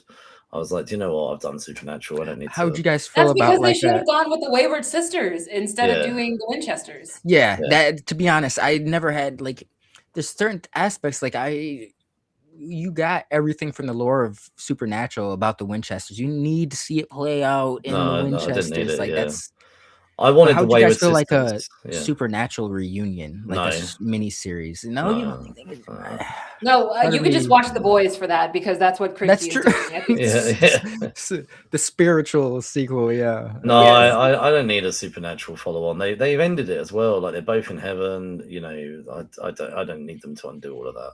So I'm sure if they did it, I'm sure I'd watch it, and I'm sure Jensen would be amazing. But I don't need them to be resurrected for a 15th time. So right, okay, I'll quickly finish off my other 2, and then we'll move on. I'm there with Steph. Severance season 2, it's outstanding, so good. I hope we don't have to wait another 2 or 3 years for season 3, but tell me about it. I can't recommend that enough. Like even my mum and dad said to me, because they couldn't get into it, and they were like, and I was raving about it, and they said, "Oh, your brother also does the same thing. He raves about Severance." And I was like, "Trust me, it is so good." It's a slow burn. It is a real. You've got go into it understanding it's slow, but season 2 though does ramp up. Yes, you got more pickup from. Yeah. Oh, definitely. And the way season 2 ends, that last episode, like fuck, like. Right, okay, and then the other did they check on? Did they watch it? Did your parents? No, they gave up on it. Okay. So, right, and the last one I want to shout out was Daredevil Reborn. I loved it. I did not enjoy the killing of one of the main cast. However, I did like seeing Charlie Cox back as Daredevil was really good. That was comforting. Yeah. I was excited. We also got Punisher. Yeah. Same. Yeah. Actually, that was probably my in that show, seeing him and then hearing that we're gonna get Jessica Jones back for season 2. I'm excited for season 2. Yeah, I was just gonna say I'm really excited for season 2. The only thing I think really let me down with season 1 of Resurrection of Reborn was when he's at the end and he walks into that bar and it's just a kind of a bunch of random people. They really missed a trick there. They should have had Jessica Jones. It should have been the defenders. It should have been of the cast. Yeah. And it should, like Misty should have been there, you know. How many times do we have to tell them we want heroes for hire? That's what we want to see. Yeah. Oh my god! The most easiest series that would draw in like the easiest, like it's not even a hard, like Heroes for Hire is it's a buddy, it's Lethal Weapon with superheroes or something like that. Like it sells itself, and it's like they wouldn't even have to. They could take it in completely different ways than the comics have ever done it, but the theme is still there. It's like some of the easiest series they have that would translate well to like television and live action. They don't touch for whatever reason. They're too busy trying to do like cosmic stuff that I don't know why that. It's like that's not even a big thing in the comics. What maybe back in the 80s and 70s, but in the last 20 years, cosmic stuff hasn't been the cosmic stuff people don't care about. Yeah, I don't think cosmic stuff is cared about in DC or Marvel. I don't think they care about it. DC a little bit more. DC a little bit because that's part of their whole thing is like the continuity is almost the character itself in DC. So it's like all that plays into itself. But Batman is their biggest character, but he's so grounded. But it's like, dude, DC's a weird one. But Marvel, it's like all this stuff they're trying to push. They're getting back to what works, but they were trying to push a lot of stuff that was just kind of like head scratching as a fan. You're like, I think the problem though is they kept relying on like Guardians did well because of James Gunn. Like, yes, Guardians and James Gunn fit so well together. Like, you can't separate those two.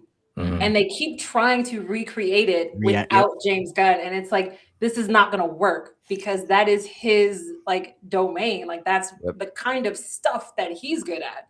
And that's why those films did really well. If you had any other director doing those films, they would not have turned out the way that they did, right? Because I feel like, have you seen the Supergirl trailer? That looks like that's all set in space. That looks flipping badass. But it's James Gunn. Yeah, it's James Gunn. That's what I'm saying. Like Marvel thinks that our cosmic stuff is doing really well, and it's like, no, it's not. Like your cosmic stuff was doing well because James Gunn was doing it. You don't have James Gunn anymore, and therefore you don't have a cosmic universe that anyone gives a shit about. You ain't got shit.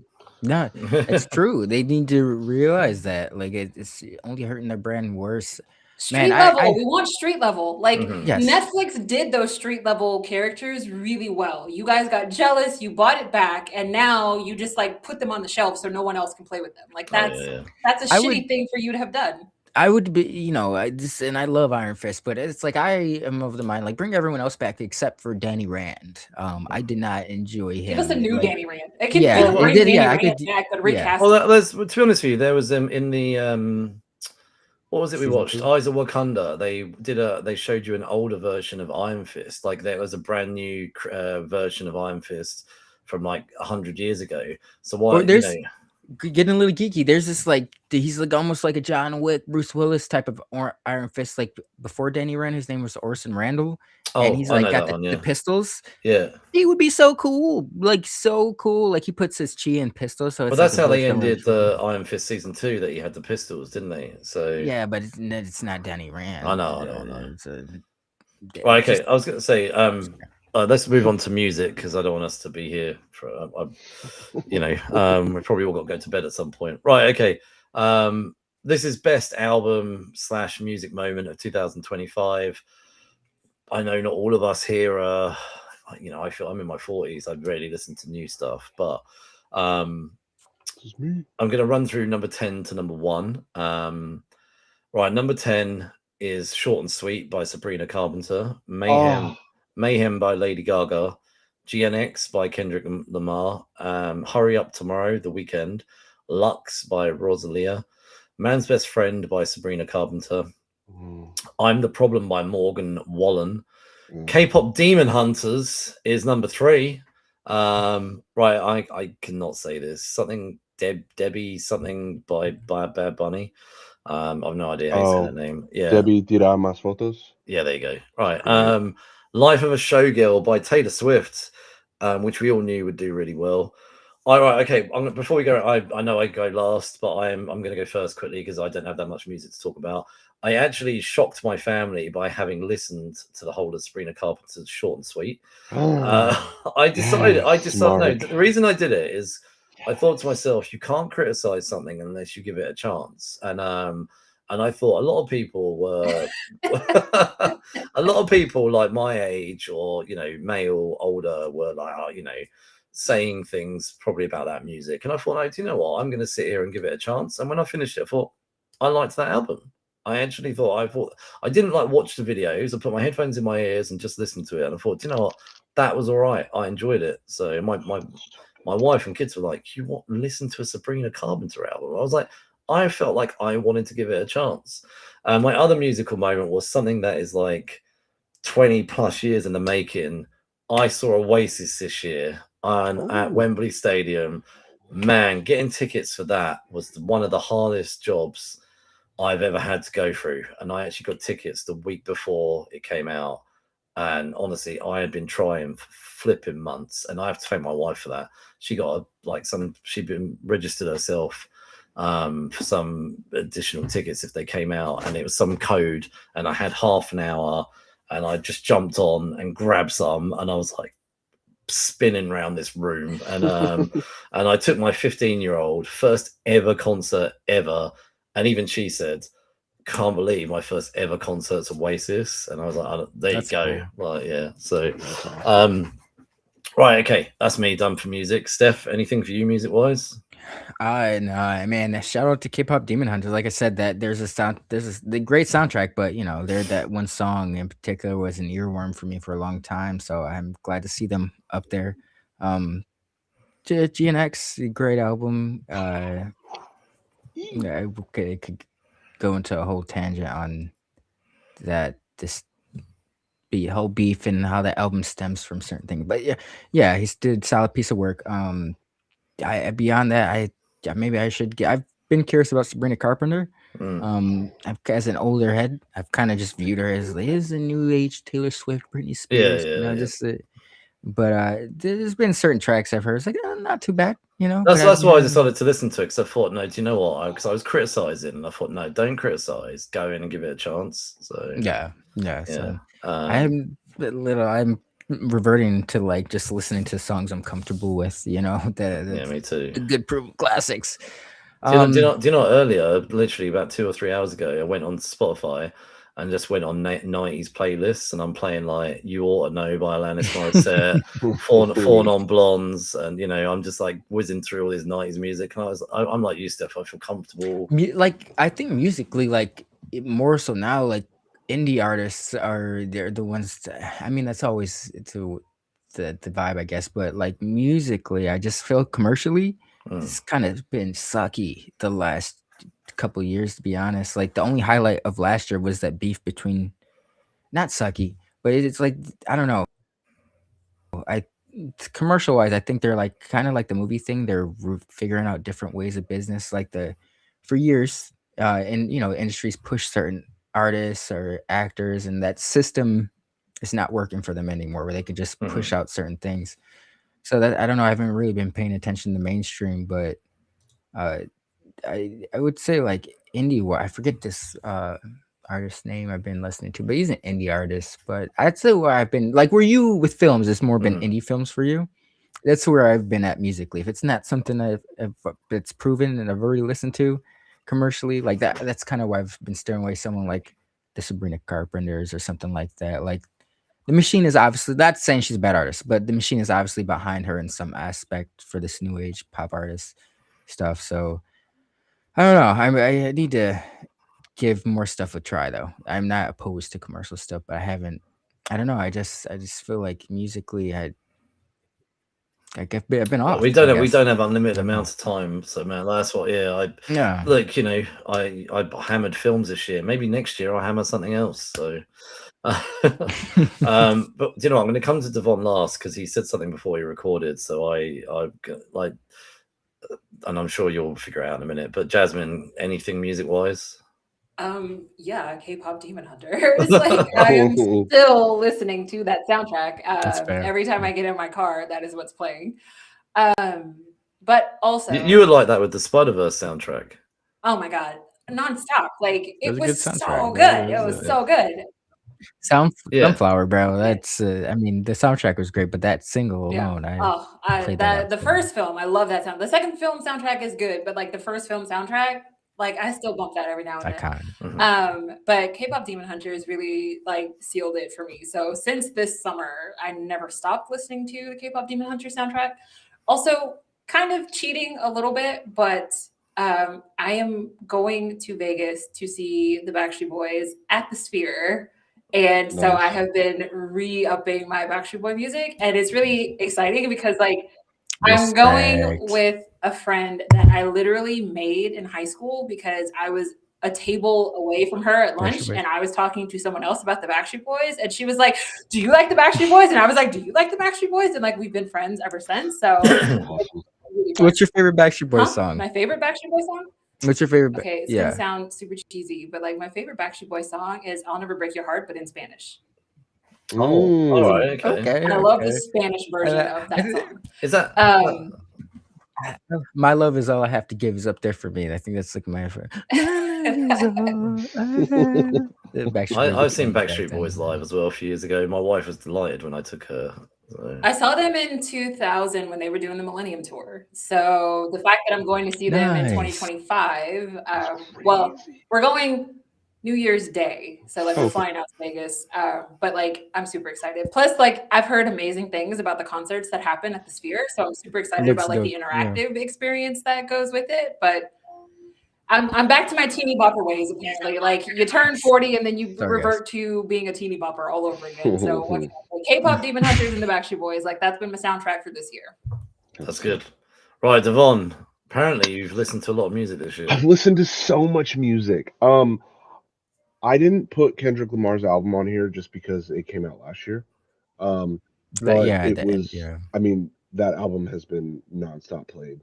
Like I've been in a hip hop vibe as of late. Love Sabrina Carpenter. Glad she was mentioned here. She's great.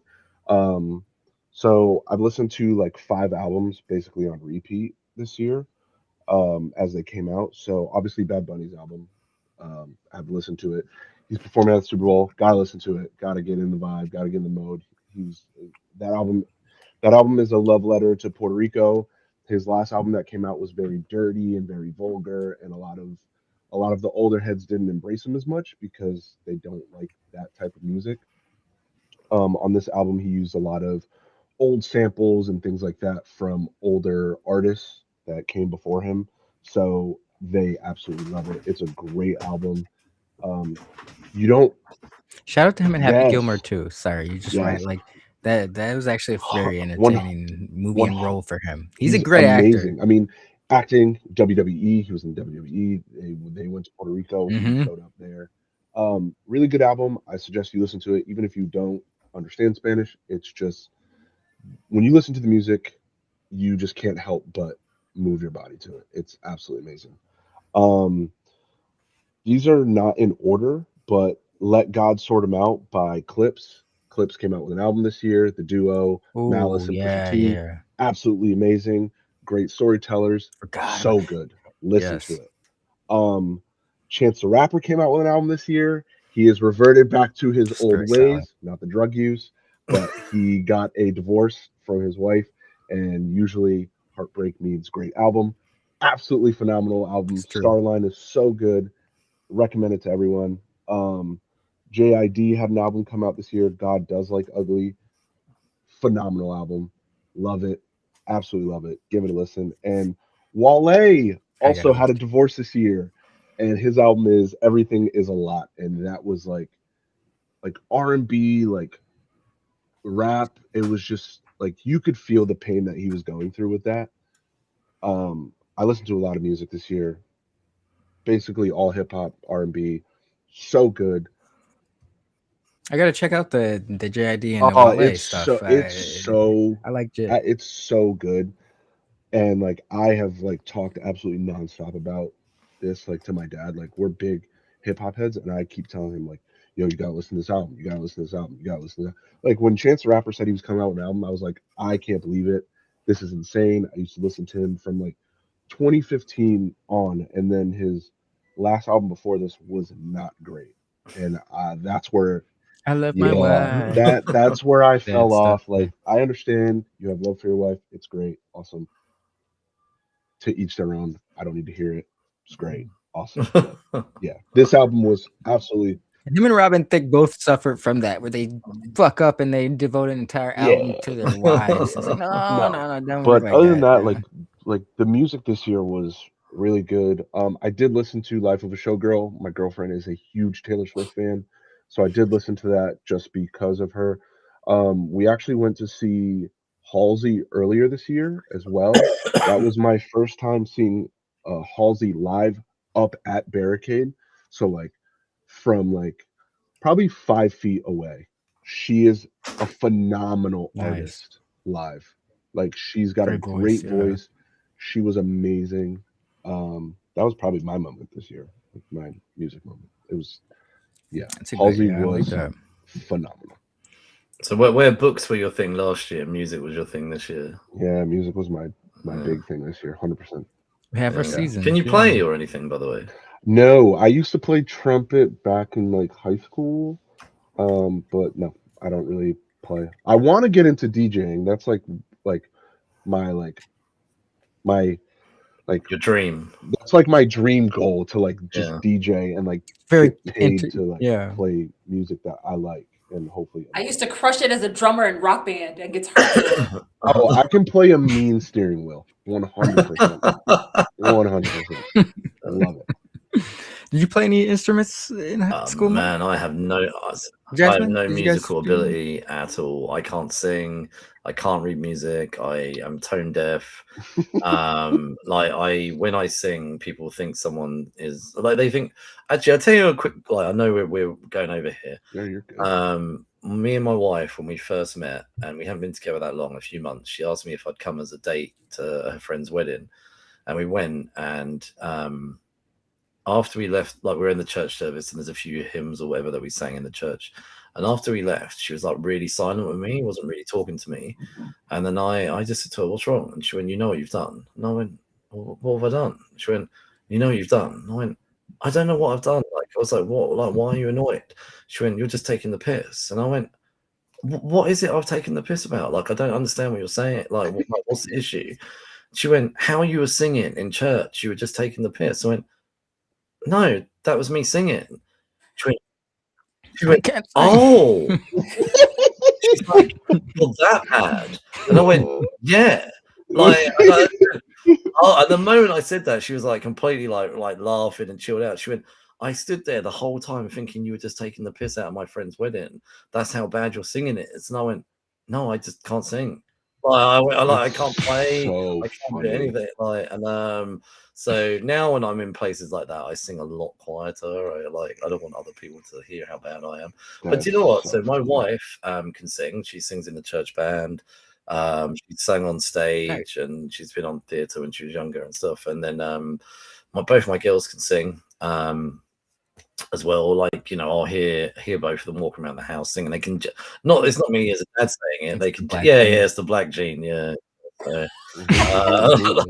all three of them can sing, and but yeah, I don't have it. So I used to be like we had a fake radio station in my high school, and I used to be like one of the VJs for the fake radio station. That's as close as I got to music. Oh, nice. Oh, yeah. That's cool. I was part of my newscast. I don't know if you guys had. Sometimes you have your own little newscast television broadcast for high school. I was part of that shit. It's called I forget what it is. Because I started off in video projects and then went to that class. I forget what it was called, but no, that's good.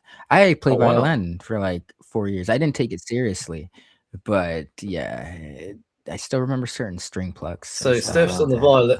I was in choir too. I can sing a little bit. And can sing. Devon's on the trumpet, and Jasmine can play the drums. You three should get together one day, It might be a train wreck at first, but it's okay. You can be our singer, Mark. Your voice might be that unique. Just like I remember hearing Shakira said she used to get shut down a lot, and I think I might sub my wife in. I'll be honest. I think I'll sub my wife in. She can represent the Geeks and Niche band, right? Okay. So, look, let's move into games. And I appreciate the time is going a little bit longer than I would have thought. But right, okay. So, top 10 selling games of the year. Number 10 is The Elder Scrolls 5, Oblivion Remastered. Number 9 is Ghost of Yoteti. I don't know if that's how you say it. Yeah. Number 8 is Madden NFL 2026. Number 7 is Call of Duty Black Ops 7. Number 6 is Pokemon Legends ZA. Number 5 is EA Sports College Football 26. Borderlands 4 is number 4.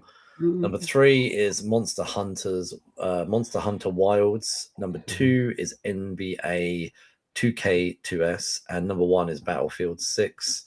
So before we go around the room, I'll be honest with you, video gaming is equally where I suffered. I played one thing. Well, I've played half of it because I only got it recently. Well, I say get it recently. I got it a few months ago, and then I've been busy with films.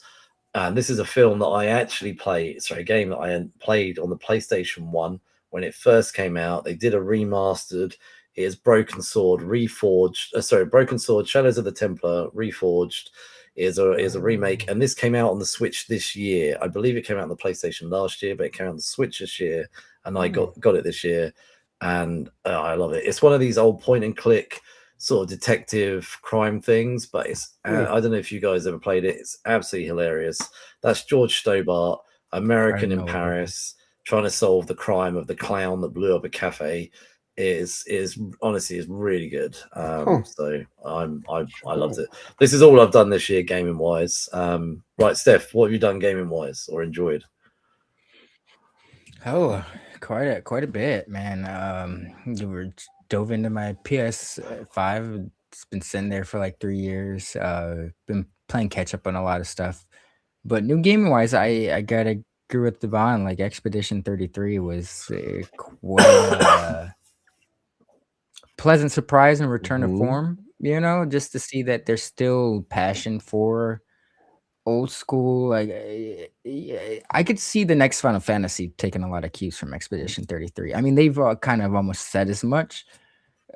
Not to say the last couple of like 7 remake it is what it is. It's cool. I enjoy those. But like 15, 16, they've been going down they're still enjoyable, but they're different from like the Final Fantasies I really love, and I know things change, but I think like something like Expedition 33 kind of shows that you don't got to stray too far. You can still do what you do and reinvigorate it. So I can see them like taking cues from it for the next Final Fantasy. A very pleasant surprise. And I know it was done by such a small studio too. Like, that once again, the whole indie thing, like everything is commercialized in some aspect, but I really think like that whole commercialization, it's always going to be there. It's a machine, keeps things going, but I just think people are really seeing how the machine works and kind of being conscious of it and going more towards like the more inspired choices, like indie films. Expedition 33 is like an indie game in a sense, that's crazy, the accolades and the hype it's received. They were so cute at the Game Awards. But yeah, deservedly so, man. Yeah, it's a lot of old PlayStation. I still enjoy my Xbox.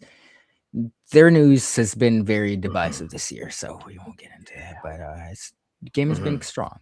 It's fun. And yourself? I have played a lot of games this year. I got my PlayStation Wrapped, and I played like 100 something games. Don't remember what they were. I have no idea. Albeit Expedition 33 won all the awards. It's a great game. Absolutely gorgeous. Love the game. Did not beat it. I plan to go back and actually beat it. Not my top game of the year, though, this year. That goes to Hades 2. Absolutely love Hades 2. It's just a lot of fun. I haven't beaten it yet. I'm pretty bad at roguelites, which is hilarious because like I love to play them, but I'm just bad at them. But just you played Hyper Light Drifter? I did play Hyper Light Drifter. Yes. One of the earlier ones I played when I enjoyed that one. It's a very good game. But Hades 2, like the art, the music, the characters, like all the voices that they get for it. I mean, you're meeting all the gods as, the daughter of Hades, and they just do such a good job. And like art wise, I will end it on I'm going through Hollow Knight Silksong right now. I'm playing through that because I have to know. I have to know the hype, and there's a lot of hype. It's so good. The game is great. The music, it's the type of difficulty where I don't like playing difficult games, but there's a lot of people like podcasts that I listen to where they don't like playing those games, and they've played Hollow Knight and they love it, and I'm like, well, I got to do it. Like there's just no question about it. I will end it by saying Expedition 33 deserved every single award that they got. I will not have any slander in the video game news whatsoever. There's a lot of people that are like very pressed about it, but it's the same people that were upset when the Astrobot won Game of the Year. It is a small team of past Ubisoft devs showing the industry what should be done with gaming, and that is it. No more. Especially when you're looking at like we touch on like stuff like Good Boy, like you're looking at the budget compared to some of these AAA titles they're putting out, that it shows you that they're wasting a lot of money, you know, so it's very inspiring. Exactly. Yeah. So we'll see. We'll see when GTA 6 comes out next year. Maybe. But the bad thing about that is we're all gonna reaffirm that. I think the minimum price for that game is gonna be $100, and I think we're all gonna pay that. Like, let's be real. And it's just gonna set a bad precedent for other games. But damn it, I have to have it. But great, yeah. I think me and you, Steph, it could be more incentive to do something like Game Pass, where a lot of those things hit Game Pass, and you pay your $12 a month for Game Pass. I wish it was 12. Jasmine, it's 30. Oh wow, it's 30. Yeah, for the I haven't turned on my Xbox in like for the day one shit. It was $10 a month last time I did it. Yeah, it's $30 now. So, ooh, not working out too well. So was it 30 on Xbox, and how much is it on PlayStation? So PlayStation, monthly 20. is like it's like $18 a month for their like online service. But for the day one editions, like something like Game Pass, GT, if they do it, I don't see GTA doing that for anybody. But like something like that might be feasible, where someone, you know, they only want to play the story mode or something like that, and the $30 might be worth it 100%. As opposed to paying $100. You know, someone. I think for me though, like if you're going to spend £100 on a game, I'm going to buy the physical copy. Like these people, because they're releasing it digitally at the same time. Becoming obsolete, Mark. No, then you can resell it if you want it. I mean,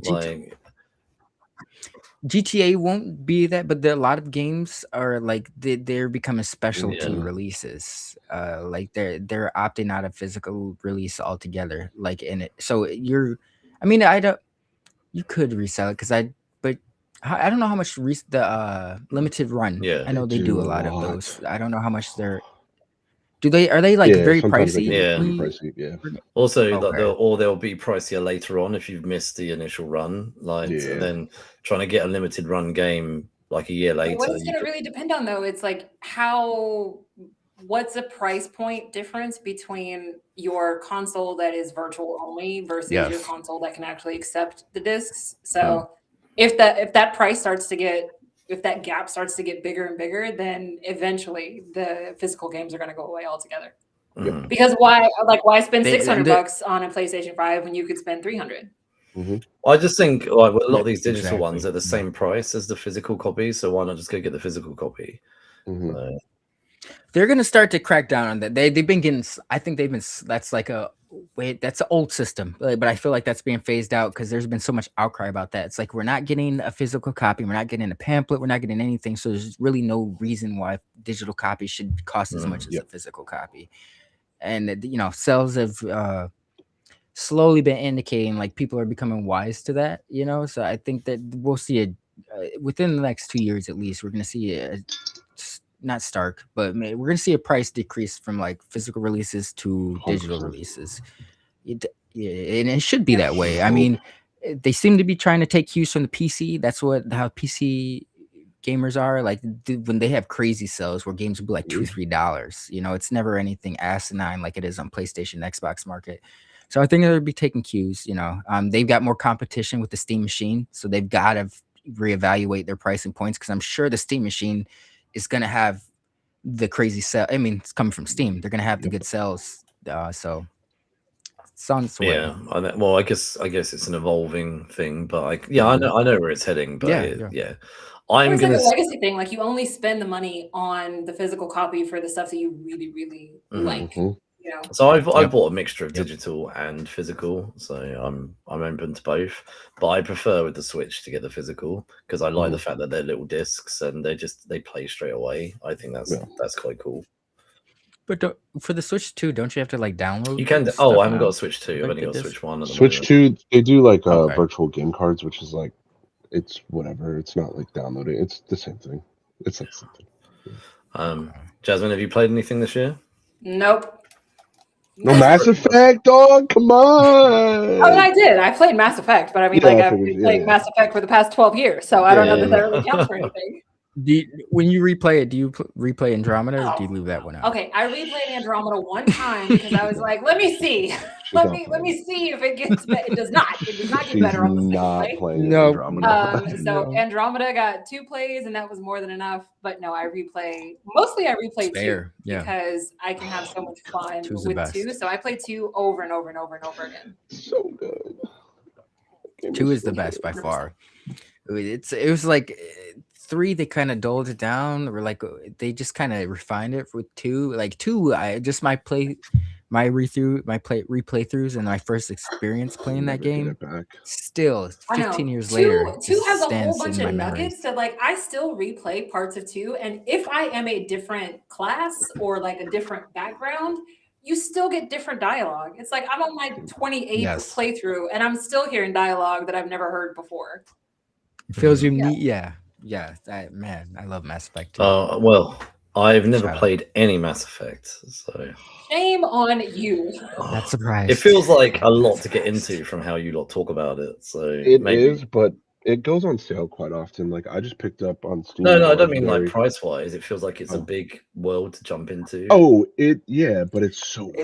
But if something like Last of Us, where they maybe drag on the story a little bit, I feel like you could do Mass Effect. Yeah, like it's an RPG, so this long story is part of the journey. It's part of the experience. How many are there altogether? How many games? 4, but really only 4. 3 you only need to play. You only need to play 3. There's 3 games. Yeah, there's only 3 games. Yeah, well, ignore number 4 until we get a 5th one. But for right now, there's only 3. There's only 3. Yeah, okay. It's like Blade Trinity. We wish they would have made a 3rd one. You know, like we wish they would have made a 4th one. They talked about it, but it never came to fruition. So we've only got 3 solid. Okay, so we've gone through all of our topics, and I'd sort of end the show similarly to last year, where go around the room and just shout out anything that we've personally enjoyed this year, and also if there's anything you guys bought or want to do a little show and tell, that's equally cool. I got a couple of little geeky bits this year. I didn't go all out. I'll quickly shout those out, and then I'll go around the room. First one actually is a mug. I got a Daily Planet mug. After watching the Superman film, I kept seeing this mug every time I walked past HMV. It was on the corner, and I was like, do you know what? I really want this mug, and it's actually a really decent size, and I love it. And I only got 3 other little geeky things. Also, Superman wise, I got Crypto, the dog, like the little pop. Yeah, I know. I was like, I got to get that. And then the other 2 things I got were both Spider-Boy related. So I've got the Spider-Boy pop. Oh, that's sick. And I also have the Spider-Boy figure. Nice. I don't normally do figures or anything like that, but I really wanted this. And then once I got this, I was like, I really want the pop that goes with it. So that's how it starts. Yeah. But other than that, I haven't done any. I don't really do figures. I'm not. I see people posting figures daily and some or whatever weekly, and I'm like, no, that's just a whole load of trouble to get into. Those things cost too much stupid money. I got 3 things this year. I'm happy with that. And in all honesty, they were presents, but I asked for them, so I was like, so you know. And for me, a highlight for me was that I went to Germany for the first time this year. I've never been to Germany, and I only went to one part of Germany. It was Hamburg, but I thought it was so lovely, and the people there were amazing. Did you have a hamburger there? I did have a hamburger. Nice. I did have a hamburger. I found some small chain of hamburger places and went there, and it was really, really good hamburger, like honestly. So also found a pasta place, which was equally lovely. But do you know what? The Germans, honestly, they were so kind and helpful. Like, just had to shout out. But right, Steph, is there anything that you want to shout out from the year? Anything you want to show off? Anything like that? I'm still here. That's I mean, that sounds a little morose, but it was a strong year. It's winning. It counts. Yeah, I'm winning. Yeah, no, I don't get anything I want to show off, but it's very last year, like I felt like it was a personal year for me, and then this year was just like I felt like the world was kind of crazy. I relate to that. I felt like I there are elements of me I just felt like this year was just very samey, but yeah. So yeah, I mean, I feel like it's always a goal, be better and wiser, stronger than you were before. I feel like I've accomplished that, so I'm satisfied. Yeah. Devon, yourself? Nothing really. My girlfriend got into collecting Pokemon cards this year, so we've been doing that. Nice. She's got a huge collection now. That's been fun watching her open cards. Do you have any of where's your collection start? I used to have OG Pokemon cards. I know they've changed the looks now, but I just want to know where's Devon's collection? Oh, he's gonna start at. Yeah. I'm ready to see it. I've got like old ones. I had old ones, but they got water damage a long time ago. This is my girlfriend's collection so far. She's got 4 binders right now. I respect that. She is absolutely nice. Oh wow. Yo, that's just from starting this year. This is starting. It's probably been 2 months. I respect. I respect when someone dives in deep, bro. Yeah, it was my fault. I took her to a card show. We went there, and from there on, she has embraced it. But like I said, it's been a lot of fun. She's gotten me. I've loved Pokemon my entire life. So having someone share that with me, that's pretty cool. It's been has she opened any that are worth silly money yet? So I have some that are worth I think my highest card is about $262. Oh wow. But we haven't opened anything crazy. We do have a friend who used to work at a grading place and used to grade cards. She has a whole room dedicated to Pokemon cards. She's got binders upon binders upon binders. She's actually got one of the Van Gogh Pikachus. That's like worth probably around like $5,000. Wow. Which is insane. I don't know if the camera will pick it up, but this is her room. Oh yeah, you can see. Dang. She's got like a lot of sealed, like boxes, like box sets and stuff. But yeah, that's been a lot of fun for these past few months. That's amazing. We'll see how far it goes. Well, it sounds pretty like it's going well. Yeah. Was it looking 4 or 5 binders? Yeah, looking for that retirement money. You know what I'm saying? That's what we're looking for. That it's one a rainy day fund. Yeah. That one I've been in comic shops where they sell them, and they literally have said like they're limiting it to like 1 or 2 packs per person, or and the kids are coming in or teenagers or whatever. And they're like, have you got any? And they're like, yeah, we have, but they're hidden behind the counter. They get them out, and clearly, obviously, very stealable. But it's a huge craze that has come back.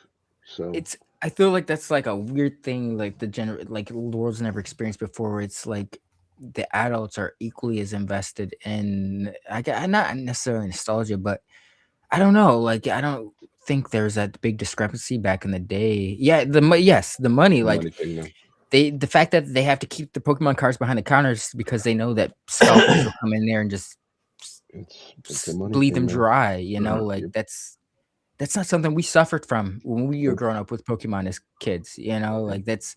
So it's weird. It's right up front when you walked in the Target, like next to the shopping carts. Even comic books, like it's. I think it's like one of those self-fulfilling prophecies where people are like, we can't get any newer interaction from younger audiences because there's a certain group of people in the fandom that make it not easy to do so, because the scalpers, the people that come here and buy all the copies of the number 1s or the key issue, or they buy all the boxes of cards. not making it accessible for the newer generations who don't have the funds that you do to fucking buy all these it's a vicious cycle. Yep. Yeah. Oh, yeah. But man, I'm excited. I'm excited that you and her are bonding, and you've got her into something, and you awakened her to say, yeah, that's cool, bro. Like, we'll have to get her on one day. Yeah, definitely. Fun. All right, Jasmine, anything you want to show? Anything you want to shout out? No, this year for me was also a really tough year. So instead of picking up new things, I got rid of a lot of things. I boxed up a whole bunch of the pops that I had, boxed up pretty much all of my floppies, and I only held on to my trades and like collected issues that I have. I kind of stopped buying physical copies of books, so my Kindle has been like my go-to now. So just like getting rid of a lot of stuff. Not that I didn't love those things anymore. It's just like I didn't feel like I needed them in every single room that I walked. It's okay to refine the collection. Man. That'd be something I wanted to really do. Is like, so I kept the stuff that I really loved. Obviously, like my Fifth Element pops are still here. They're never going away. But like a lot of other stuff, I kind of just was like, I don't need it anymore. And I think you'd probably prefer some Empire Records pops, though, wouldn't you? No, I'm good, thank you. Do they make those? Like the pops that I did keep, I kept Forrest Gump because it's my favorite film of all time. I kept my Deku pop because it came with UA High like piece to go with it. Oh, nice. I kept my pop of The Rock. I have a Venus Williams pop. So I kept like very random. Oh, I also kept one of the Golden Girls pops that I have. So like I kept a few things, but I basically just kind of got rid of a whole bunch of stuff. And I'd say like, this is usually listed later, but like personal achievements this year, I think like the hardest flipping thing that I have survived this year is going gluten-free. Kind of not by choice, but maybe kind of by choice, but it is the hardest thing that I've ever had to do because wheat is in everything. And like finding gluten-free stuff is difficult. Shout out to that. Yeah, definitely respect. Well, I kind of shout out some positive things, but I'm a bit like you, Steph and Jasmine. I don't know, like this year for me, I don't know, like I don't want to shout out too many things. Reflective year. Well, I felt like, look, there were some good things, so I don't want to like take away from that, but I found there was elements of it being a tough year, like character building. Yeah, people that live near me caused some problems, and then there's some like, I don't know, maybe I didn't enjoy a lot of aspects of this year, so focus on the pop culture and the holidays, and and that's all good. But right, look, as we've summarized, it's been an amazing pop culture year. There's been some amazing things. Definitely films were amazing. Video games were amazing. Music is outstanding. We're all massive lovers of geek stuff. It's a shame that we didn't have Steven here, because I told him to shout out that he's made some comics, and maybe we'll have to do something else with him another day. But he has been fully embracing getting back into making comics again.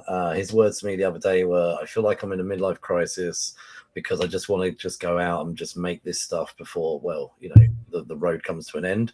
So whilst he's made comics in the past, he's done some Kickstarters that have done well, and so he doesn't shout out enough about himself, I think. So it's cool that he's embracing that. I think that's a sense we all kind of dull. Maybe conditioned so from like the way life's set up that it's okay to express your creativity. It's never too late to express your creativity. I don't think there's a timetable on that. Every time is the perfect time when you're feeling inspired. So it's cool that he's indulging in that. People get caught up in it ends the whole 9 to 5 theme, like responsibilities, fucking that film, it ends, man, hits deeper than you think. So I don't think that's going to be in anyone's top 10, but honestly, I'd probably like Steph, go and watch It Ends, and if you're in a 9 to 5 like I am, watch It Ends and then come back and let's talk about it. So right, okay, this episode's gone on a little bit longer than I'd planned, but honestly, I've loved it. I've loved doing this with you guys. I know a few people have jumped in and out while we've been going live, so appreciate anyone that has been jumping in and out while we've been going live. If anyone's been silent and not said hello, because I know there's some quiet. What do they call them?